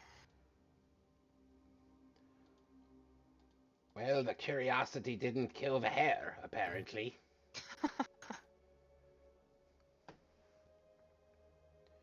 Are you coming or not? I'm gonna come. Are you guys gonna come with? And she turns around and looks at the three behind her. Yeah. Might as well come along. All right. And as we're getting ready to head to the blacksmith shop, we are going to take a break. So we will be back in 10 minutes. We'll be back here at midnight. So we will go ahead and take that break. We will see you all soon.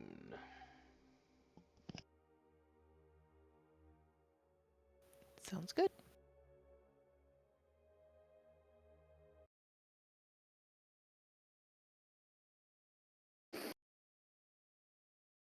This is fun. I'm having fun just watching. I get to have my little freak outs while y'all play. It's wonderful. I'm sitting over here. I was right.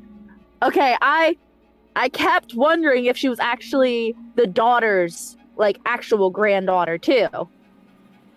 Or if he had like some other kid off somewhere or something or other. And she is. That makes me happy. It was kind of hinted, and I want to make sure I wasn't being a dum-dum. So, yay!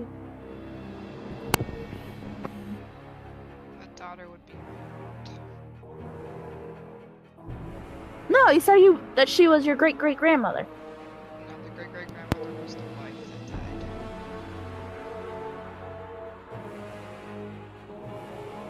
If he's my Now I'm even more great-great-grandfather, his daughter cannot be my grandmother. That's not how that works. That... But that is how that works. Mom, grandma, great-grandma, great-grand-grandma.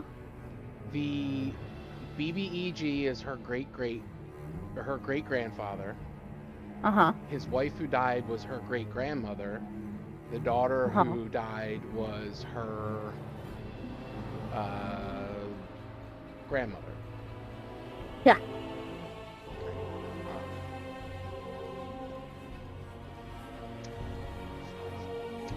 So rather than being a distant relative, she's a direct descendant, which is crazy to have it fully confirmed.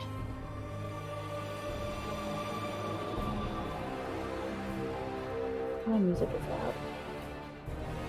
There we go. Oh, I'm gonna go eat some chips. Have fun.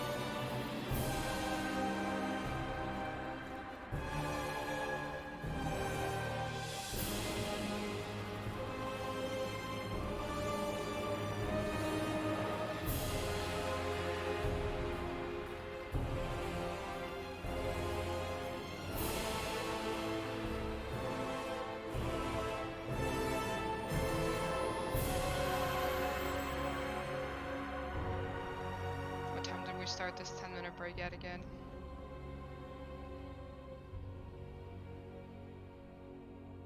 I'll pretend like I know this one.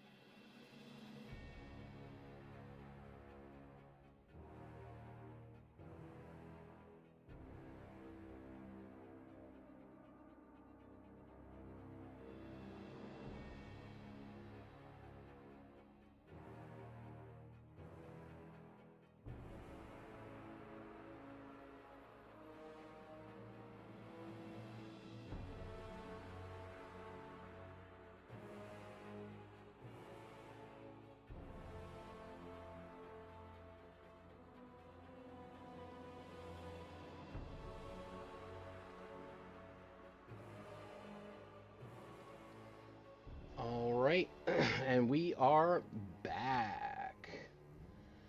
Thank you for being here.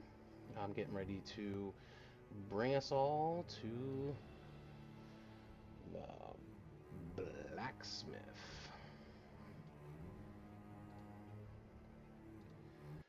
And let me just get some music going.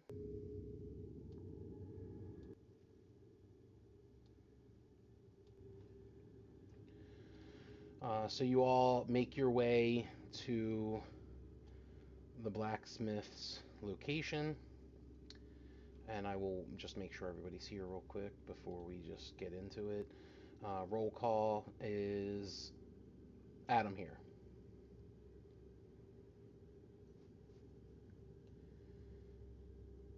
All right, he's not here yet, I guess. Is Megan here? Yep, I'm here. Arrowy? Yep. Jade? I'm here. Adam, are you here yet?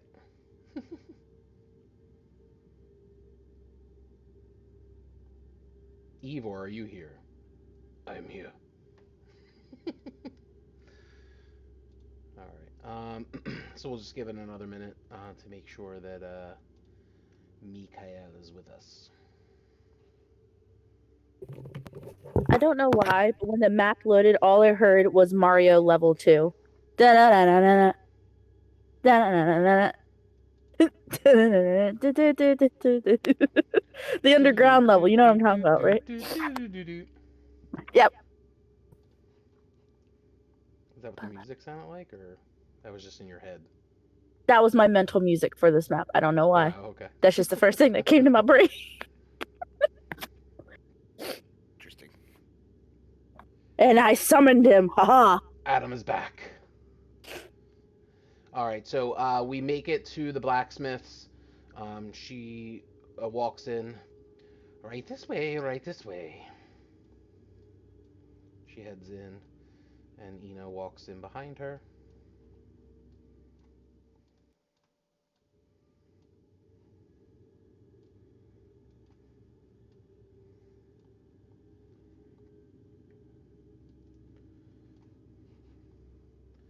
Watch your step.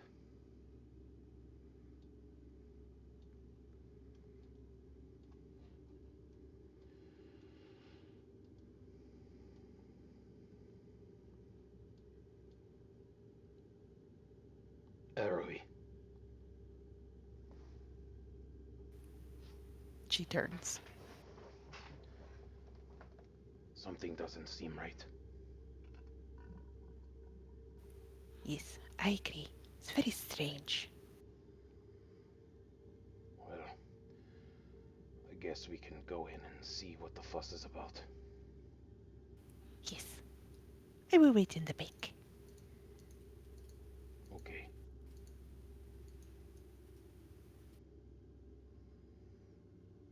Alright, and then everybody makes their way in. Ivor just stands in front of the door, just in case if something were to go down.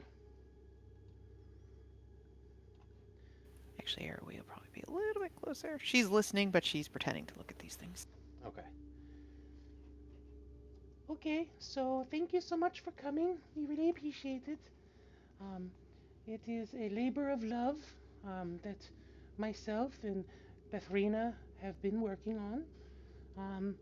It started before everything happened at the cemetery, but we thought it was very imperative that we finished as fast as we could once we saw one of your friends die.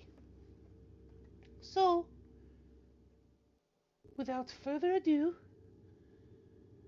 we are going to unveil something that we think will help you. Alright, give me a second. I just have to remove the cloth here. And voila!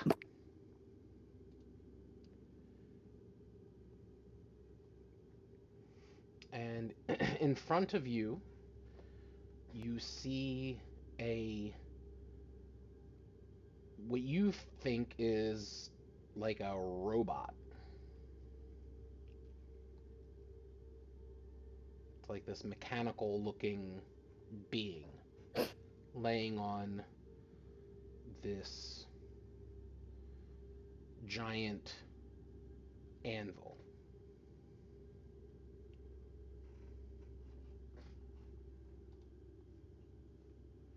We think this could help you.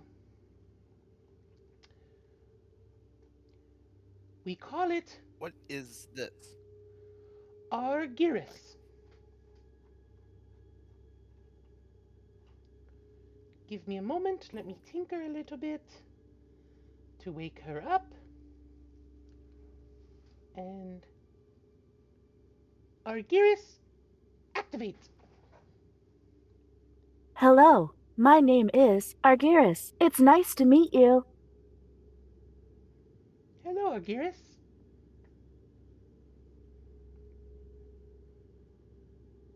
You may sit up. And Argyris sits up on the anvil and just looks around the room, surveying everyone.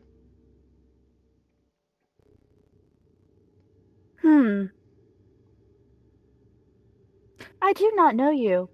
My name's Argyris. And you are? Who is she saying that to? I guess the person right in front of her, which would be Himra and Mikael. Okay. Hemor looks at you a little confused and just kind of, my name is Hemra.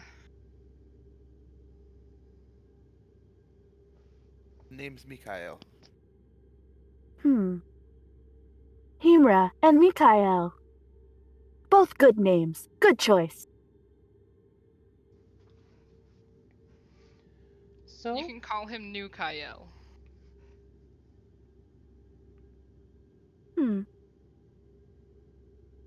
I will keep that in mind. and Ina does a little more tinkering. She notices something like a loose breastplate and it's kind of like fixing it up. So, we created her to help you defeat the darkness. She is rather strong.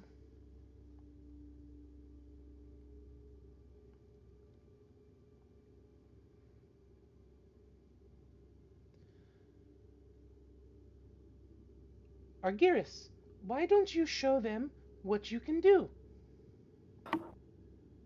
Oh.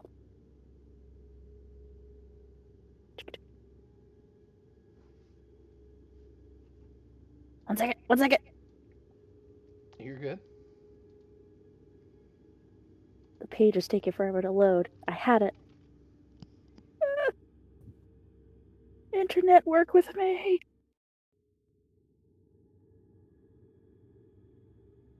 Please. Okay.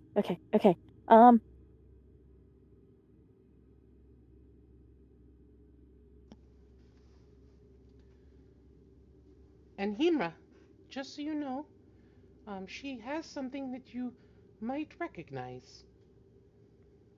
Okay. So she is going to pull out a hand axe.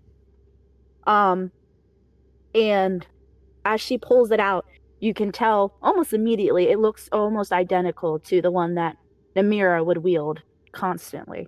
It's not that one, but it is almost a identical replica. And as she brings out, she kind of wields it pretty easily since it was made for her and kind of just like tosses it between her hands.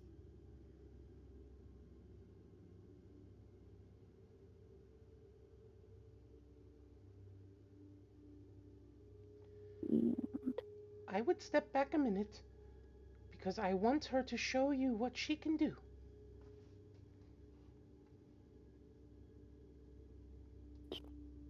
And she kind of moves back over here in this corner. Argyris, battle activated. As that said, you can kind of see her eyes flash a bright orange, just like for a split second. And she's gonna zone in to one of the empty barrels around the room. I guess, I'm gonna say this one right here. Or that one. Yeah, there we go. Whichever one. And she is going to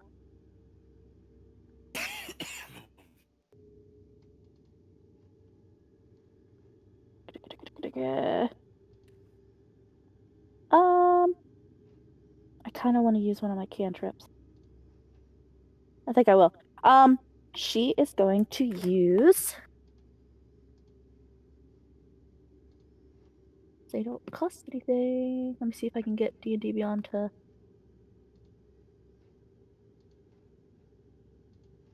This one. I want to. There we go. I want to do that. Okay. So what does it look like when she casts Ray of Frost? So she kind of holds her hand out, and then this shock of blue light bursts forth and hits the barrel, and it just freezes. Turns into like this lump of ice. Good job, Argyris. Next, she will show you what she can do with her weapons. All right. So she's going to actually stow the hand axe. She's going to pull out a giant maul. Kind of looks like a hammer, but it's not really. It's more squarish in shape. And she is going to take it in both her hands, and with one giant sweep as she rushes to the barrel, she's just going to smack the crap out of it. Kind of like almost a cartoonish smack down, and just shatter it, if possible. All right, go ahead and move her towards that. Sweet.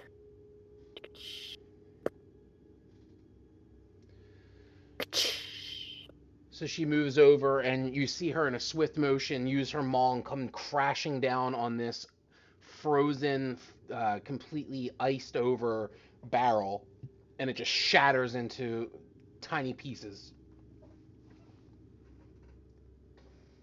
Good job, Argyris. Battle mode deactivated. And with that, she'll put the weapon back on her back, where it had rested. Perfect. And I do want to say, what is up, Vagrant Slice? Thanks for coming in, sir. We really appreciate it. And you're very welcome for the shout out, sir. I appreciate you being here. We are in the middle of the group of adventurers meeting this Warforged fighter for the first time. It's a robotic automaton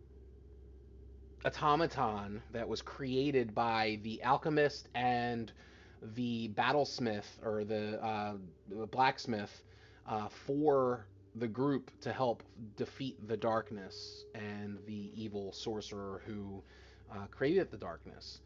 So they are meeting the automaton for the very first time.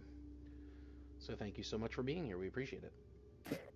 So what does everybody do or say as they see this automaton Warforged fighter do what it does?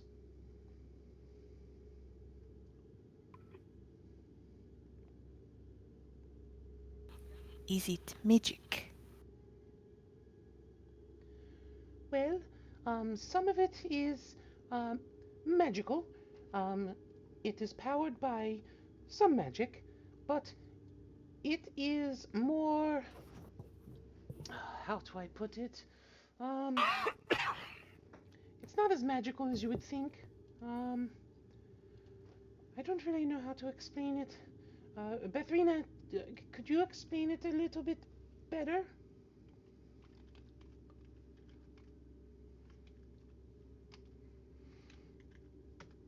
Well, if I must, I. It it's a construct designed to emulate life. It's gears and cogs and uh, it's science, really, more or less. It does have some magical properties that Ina here was able to provide, but other than that, she is more metal and gears and things of that nature.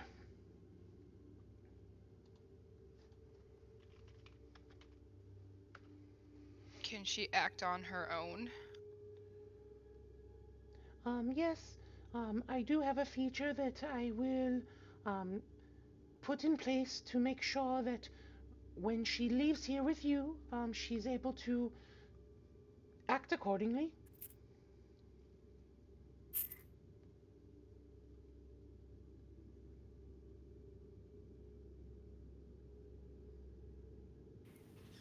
Why would that help us? Who does she follow? What are her morals? Well, so she follows you. We know that you lost a loved one, and she's here to help defeat the darkness. She has an understanding that the darkness is very pure evil, and she wants to do anything that she can to help stop the evil. And just to give you, well, I won't give you a background. It's up to you guys if you want to know if you are familiar with Warforged or automatons. Um, that's up to you if you want to like roll a history check or. I'll roll one. All right. That was arrowy.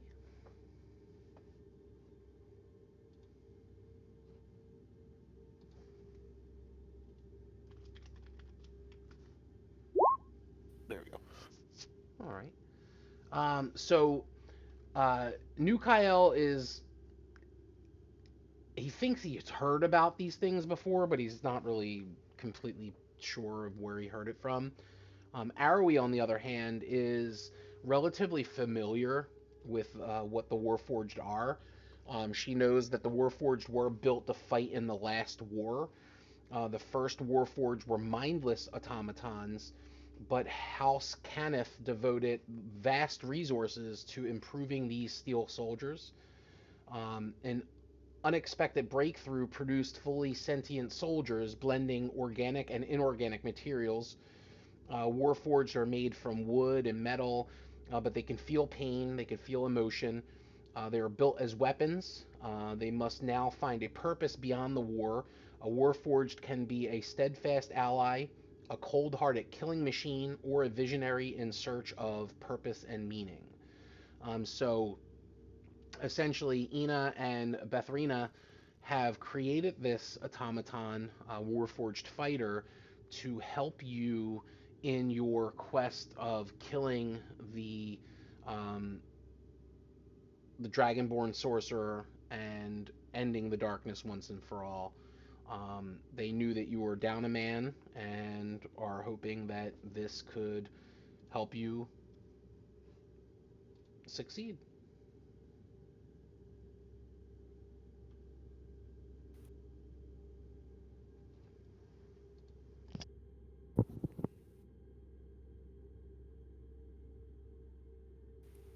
I think. I know you guys are all speechless. This is such an amazing turn of events. I know you guys are all so speechless because it's such a great thing that just happened. I'm being sarcastic. I just no. I think it's a great thing. And I don't. Everybody's just kind of like, what the fuck?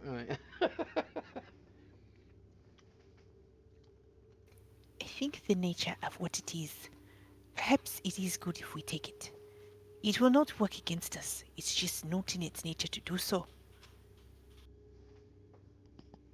Oh, But perhaps we keep it at the front. Ina kind of Would help. Oh, go ahead. oh, I was gonna say, I think we should keep it. I mean, if we're about to embark on a journey, air quotes, I think we could use something that has no issues killing anything. I can definitely make sure that it does not have problems killing. Give me one moment. And she does some more tinkering. Um, Bethrina, could you assist me with preparing her for her journey? Yes, I guess I'll help you. Give me a second. She kind of comes over here, and they're both kind of like working on her, doing a little tinkering. Um, it looks like they're, you just see them just like working with their hands, kind of doing some things, touching up some things. And Ina leans in and whispers something to Argyris that you don't quite make out, and uh, she basically gets her ready for her adventure. And give me a second, I'm gonna send to Jade what she says.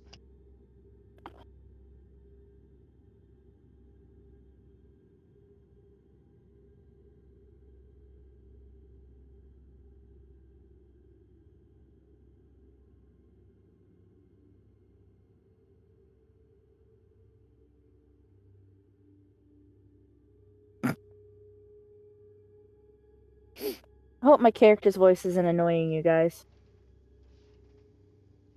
No, it's pretty good for a machine. All right, so she goes ahead and whispers that to Argyris and does a couple things, and then she says out loud, Argyris, activate.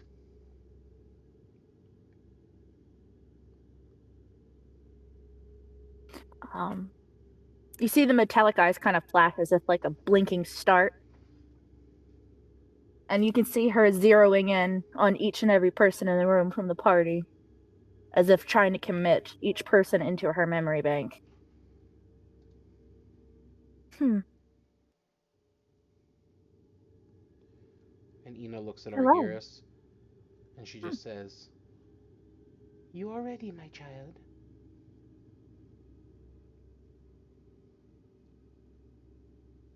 Thank you for giving me this chance. You're welcome.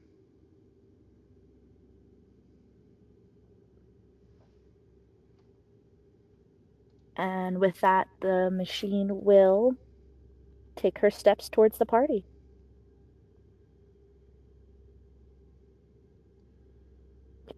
Now, I do want to let you all know that if during battle she takes severe damage, please bring her back. We can try to make sure that she is completely ready for the next mission.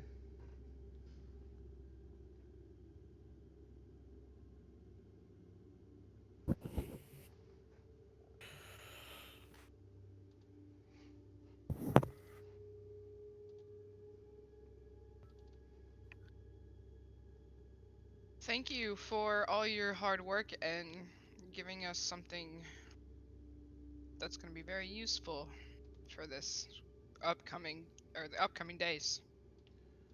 You're very welcome. Thank you for trying to save us and restore, I guess, restore our town to what it was once before. Thank you so much. We really appreciate it. Please be safe. And Argyris,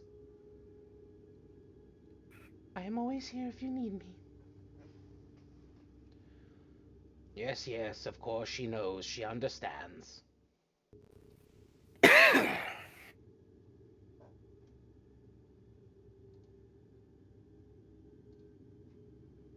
All right, so what do you guys do? Before we leave, can I ask you guys a question? Of course, sure. Do you know any place where we could get our own magical weapons? Because right now, most of us, I think, just have pretty normal weapons. And they don't always do the damage that we would like them to do. Well, this is my blacksmith shop. I might have something here. I would have to see what y'all use, but I could look around. Maybe we can figure something out.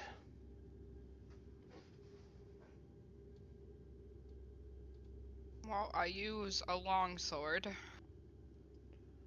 Okay, let me see. I know I have I have some long swords. Let me. Can you give me a few moments? Of course. All right. Excuse me. My apologies. I just need to get by you here.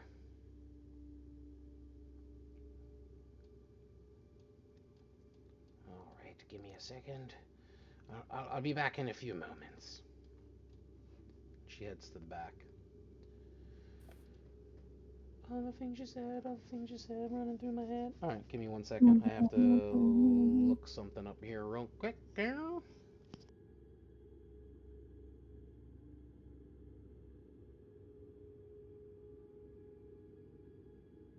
Y'all can talk amongst yourselves as she's kind of rummaging around in the back. So, we have this new machine to help us. Now what do we do? Where do we start our investigation? Maybe if there's a town hall or place where they keep records. Start.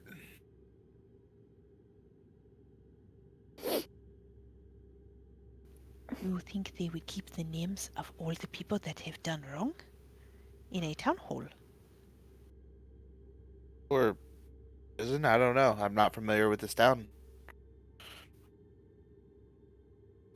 Ah, it is the same for me.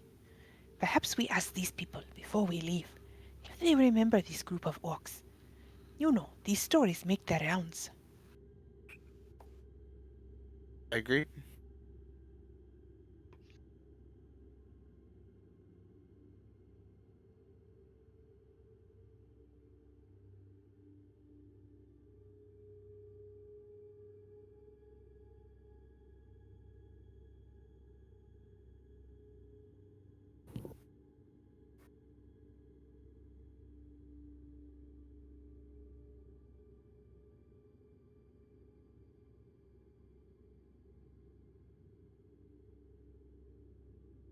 Alright, Hemer's gonna go stand next to Arori.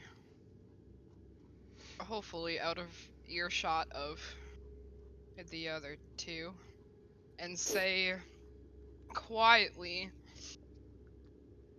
"You can't really expect me to go murdering people now, can you? My god told me to stop that from happening, to not just go do it myself." What constitutes a murder? Because surely you have killed people in the past, especially as a paladin. So, at what point is it murder? The only thing that I've dealt with as a paladin would be the darkness, Arrowy.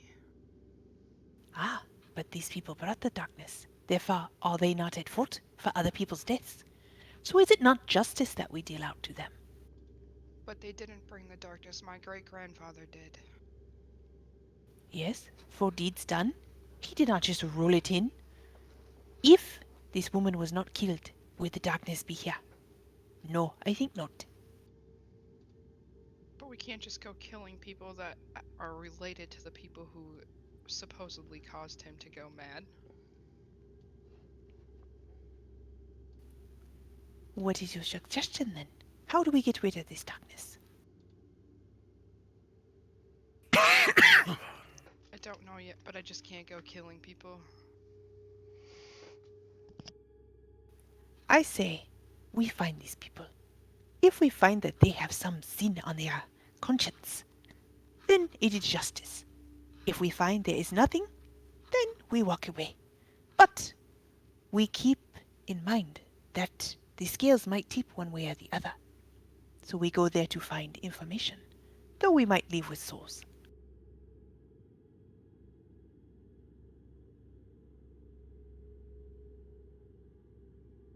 Left. Okay. And just then, as you guys are finishing up your conversation, Mithrina walks out. Uh, my dear, you said that was a long sword, is that correct? That would be correct. All right, well, I have this here for you. I don't know much about it. I was told it's called a hide night sword. But it might do you.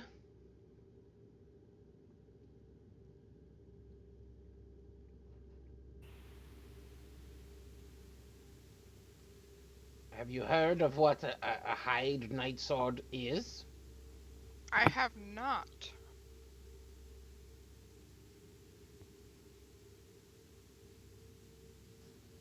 I don't know much about it. It was brought into my shop. Someone around the town quite some time ago was looking to make a little bit of gold, and I said, why not? So, here we are. Can I roll a history to see if I know anything on this sword? Yeah, sure, go ahead.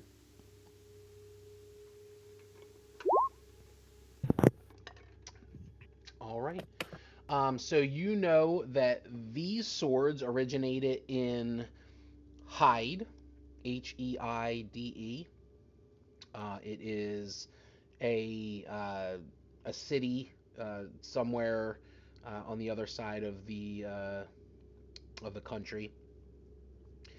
Their special, nigh undiscernible alloy makes them very durable, and it has what they call flash. After a successful attack, as a bonus action, you can choose to deal an additional die of lightning damage. This has 3 charges, all of which are regained at dusk. Ah, yes, a sword that my god would like.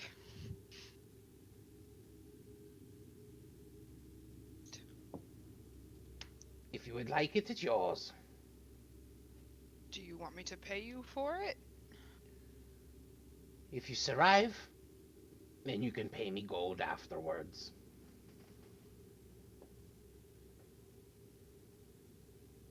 Thank you, much appreciated. You're welcome. What about the rest of you? Are there any weapons that you're looking for? Did you happen to have any short swords? Something magical? A vaporal? I've seen a few in the back. Let me go look. Give me a moment, okay? She heads in the back. And you said short sword, correct? Yeah. Oh, Possibly vaporal?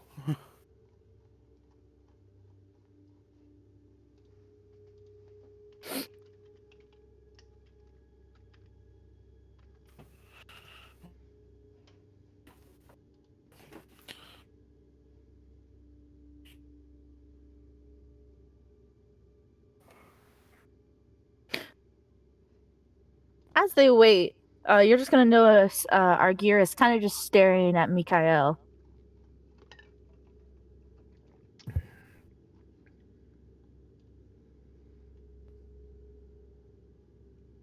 And sort of just like tilts their head, almost in a curious manner.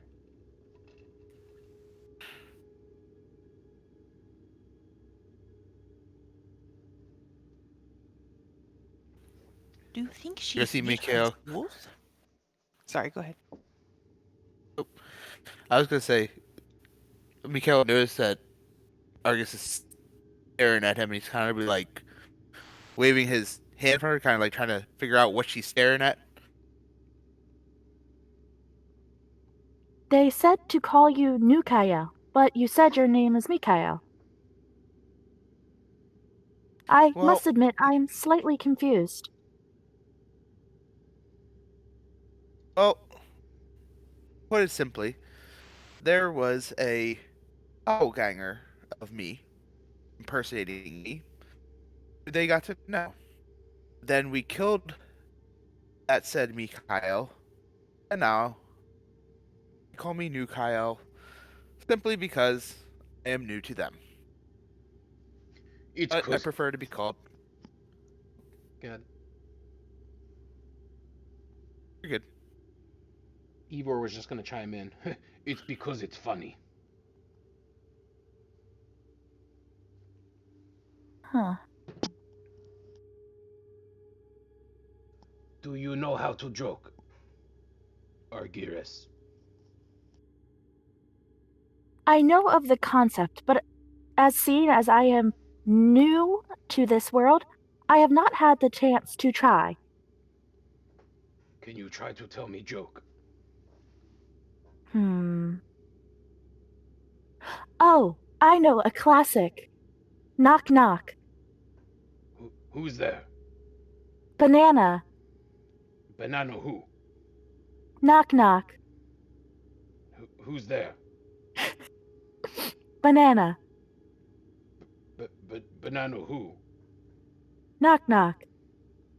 Who's there? Orange. Orange who? Aren't you glad I did not say banana? Yes, I am. That was getting annoying.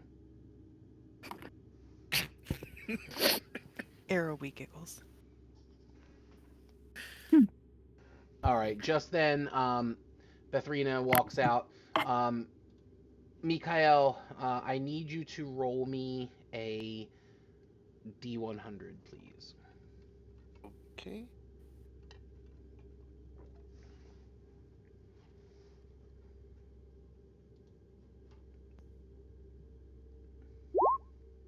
$35. Give me 1 second.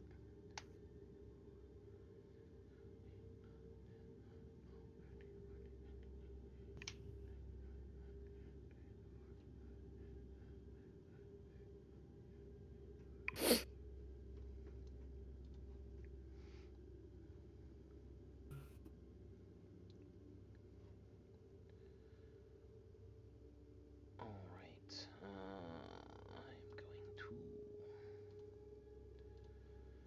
All right. She comes out with a short sword. Hello. I found this. I don't exactly know exactly what it does, but it's yours if you would like it.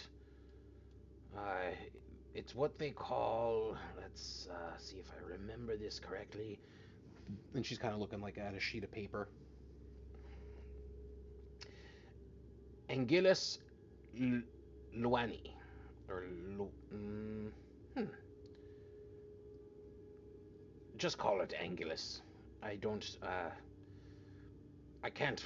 Sometimes I can't read my own handwriting. It's just call it Anguillus. Anglers. Okay. Uh, does it have any type of special properties to it, or? That I don't know. Have you heard of this type of sword before? Am I rolling a history check? Sure, go ahead.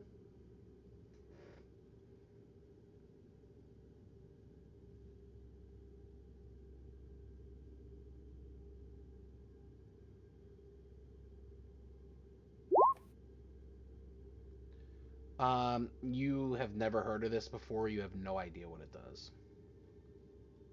Okay. Have any of you heard of a sword like this?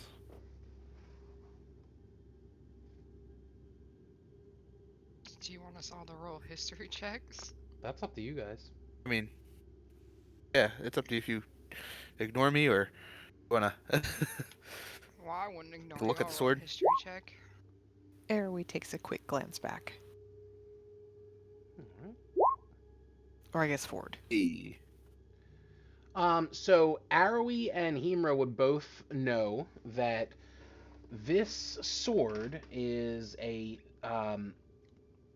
requires attunement.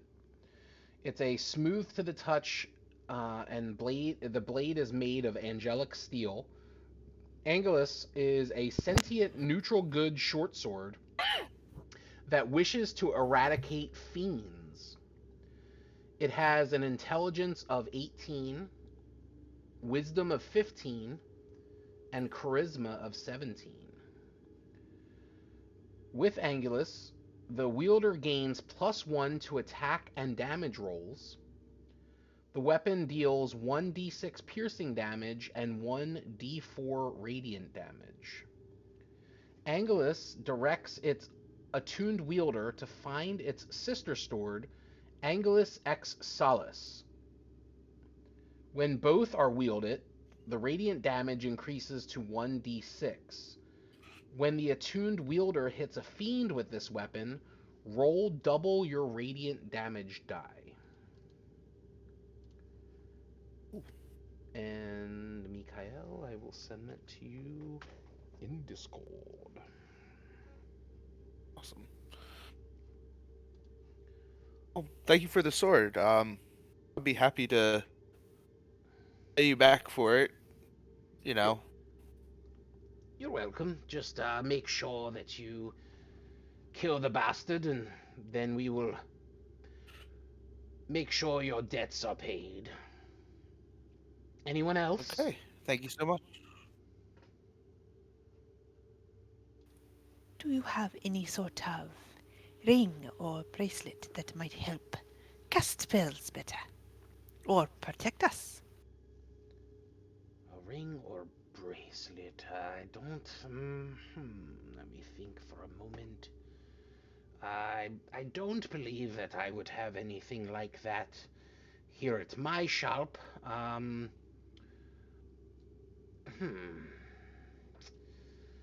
Let me think.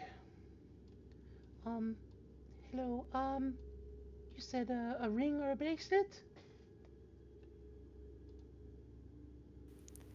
That would be helpful, yes. I believe that I have some at my alchemy shop. If you would like me to check, and I can, bring you with what I have, I can do that. That would be most agreeable. Okay, I will look into it, and I will bring you all the items that I have. Anyone else? What about you, sir? And she's speaking to Ivor. Yes, I would like maybe, let's see, do you have, any kind of, magical pike? Not sure I do. I'm not, sorry, I did fucking Ina's voice. I'm not sure I do, but give me a moment, I will go check. She goes and heads in the back again real quick. And she's gonna kind of look around, and y'all can speak amongst yourselves while she's doing that.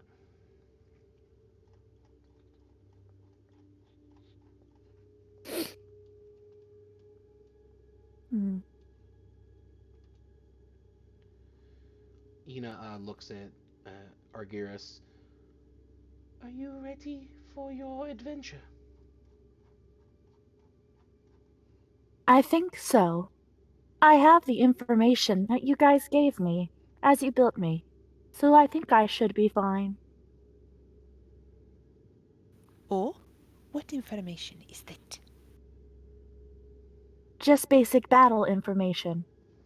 When is best to retreat and when is best to proceed.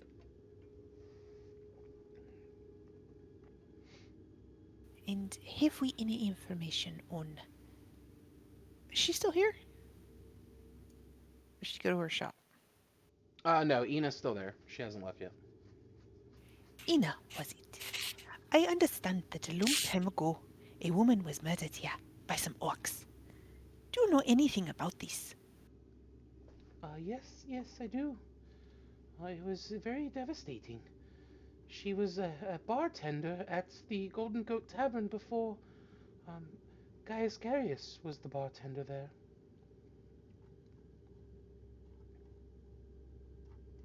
I see.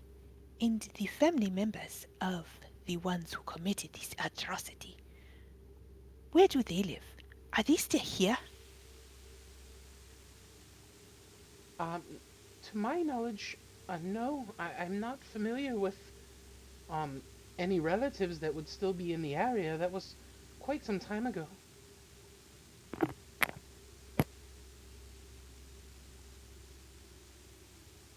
You know, I wonder if there's any other atrocities that happened here that have caused this darkness to settle. Anything you can think of. Um, I do know that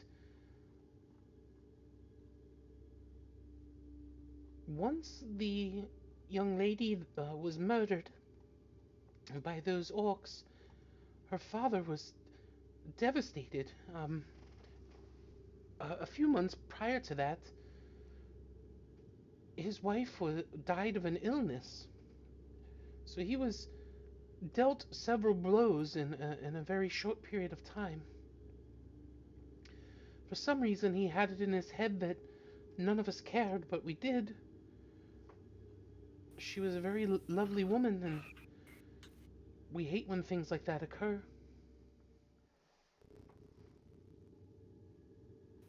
And what happened to him?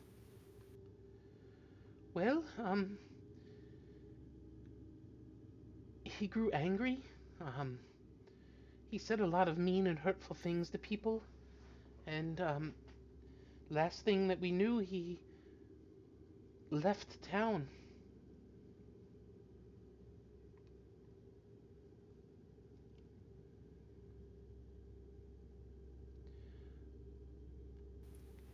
Who was the doctor here then? The doctor? Well, there must have been someone to attend to this woman who he thinks did not do so. Right, right. There was a healer in the town. Um, I'm trying to recollect his name. Um, hmm. Give me a moment. Trying to remember. It's been quite some time. He was here for a while, and then he left because he was threatened. Just give me 1 second. I'm trying to get his name.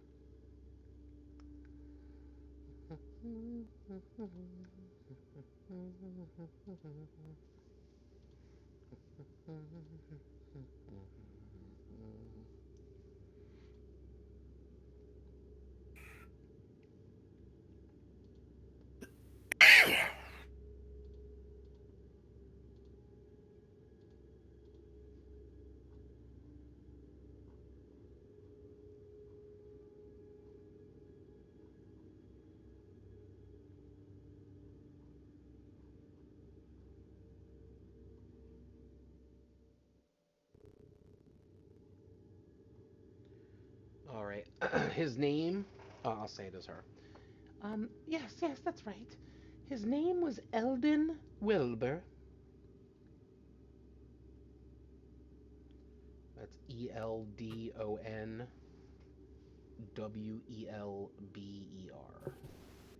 I'll post it in the chat so you guys have it.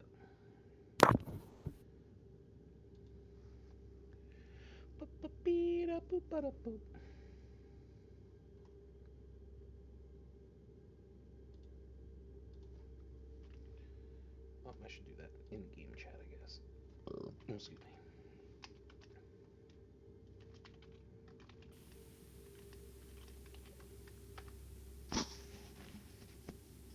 There you go. Eldon Welber.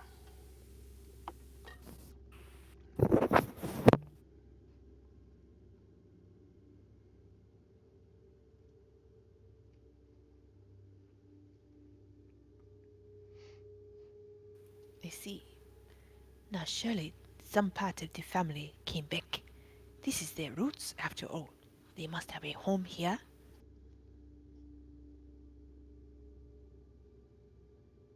Could you repeat that? I'm sorry. She said some part of the family must have come back. This is where their roots are. They must have a home here. Yes? Yes, he did have a home here. Um, but to my knowledge, um, he was, a widow? Is that what they call, is that only females, or could that be a male? Widower. A widower? Mm-hmm. Okay. Um, to my knowledge, he was a widower, and his children are all grown now, so I don't know if they would ever come back here, to be honest with you.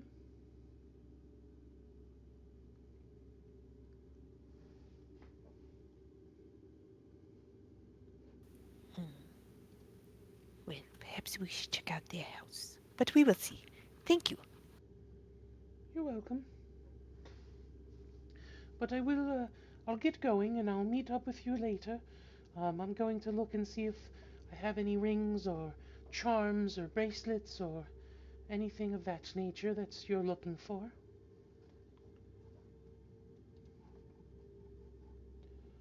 Also, keep in mind, um, if you're looking for any um, potions of healing or things of that nature, I do also have some of those in stock at my store as well.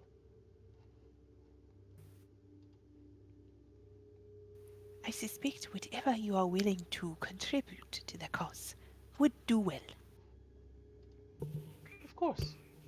I will be back in a while. Is there? Should I meet you at um, the nameless monk's home, or is there somewhere else you're staying, or? She kind of looks around at everyone for confirmation that that's where they want to go. I think the Nameless Monk's house is probably our home base for now.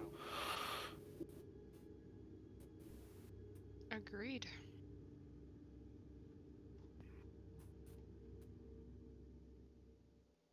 But yes, I would say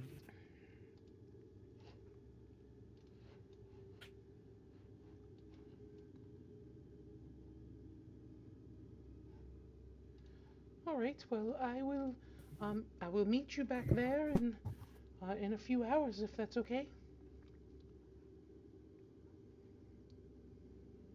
Sounds good, thank you. You're welcome. And please take care of Argyris. She is a wonderful creation, and I do love her. Please be careful, my child. I will, Mother. She has a smile on her face.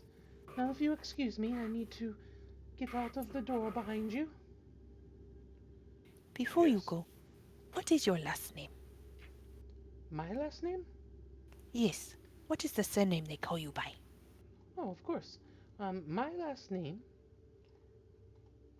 is Dalafan. In the last name of the healer, what was that? His last name Oh, we already got it. Never mind. She didn't say that. She Wilbur. moves. I put the names in the chat. I put her name too. Ba-ba-bee-da-boop-ba-da-boop. And I'll put, I might as well put the blacksmith's name in there too. And there's the blacksmith's name. Here you go. That is a lot of L's. Holy crap. Yeah, sorry. Melorelorelio. If you smell... Melalalalalalalala. Alright, and then she just leaves. Alright, No. so what are you guys doing? Are you heading back to the nameless monks? Yes. Wait, are we gonna go look around for any information, or we have a Betharina few comes back hours? out. I do apologize, sir. I don't have any pikes. But if I do come across any, I will let you know. Okay, thank you. I appreciate that.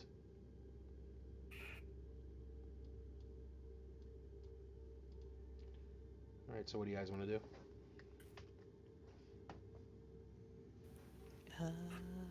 Airway's gonna follow what everybody else is doing.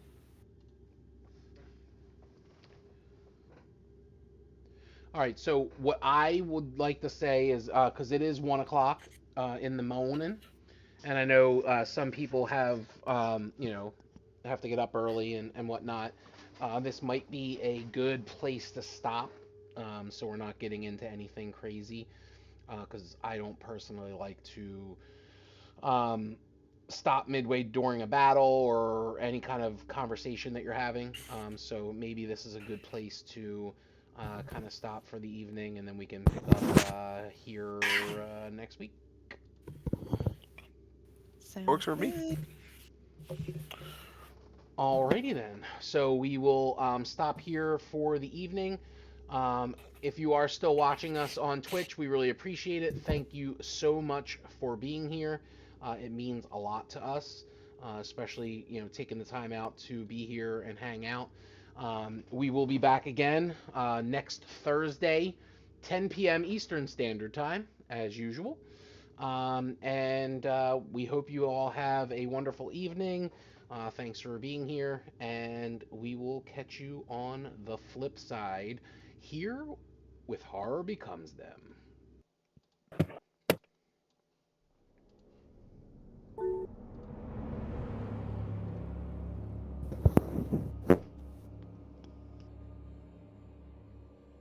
That was a fun session.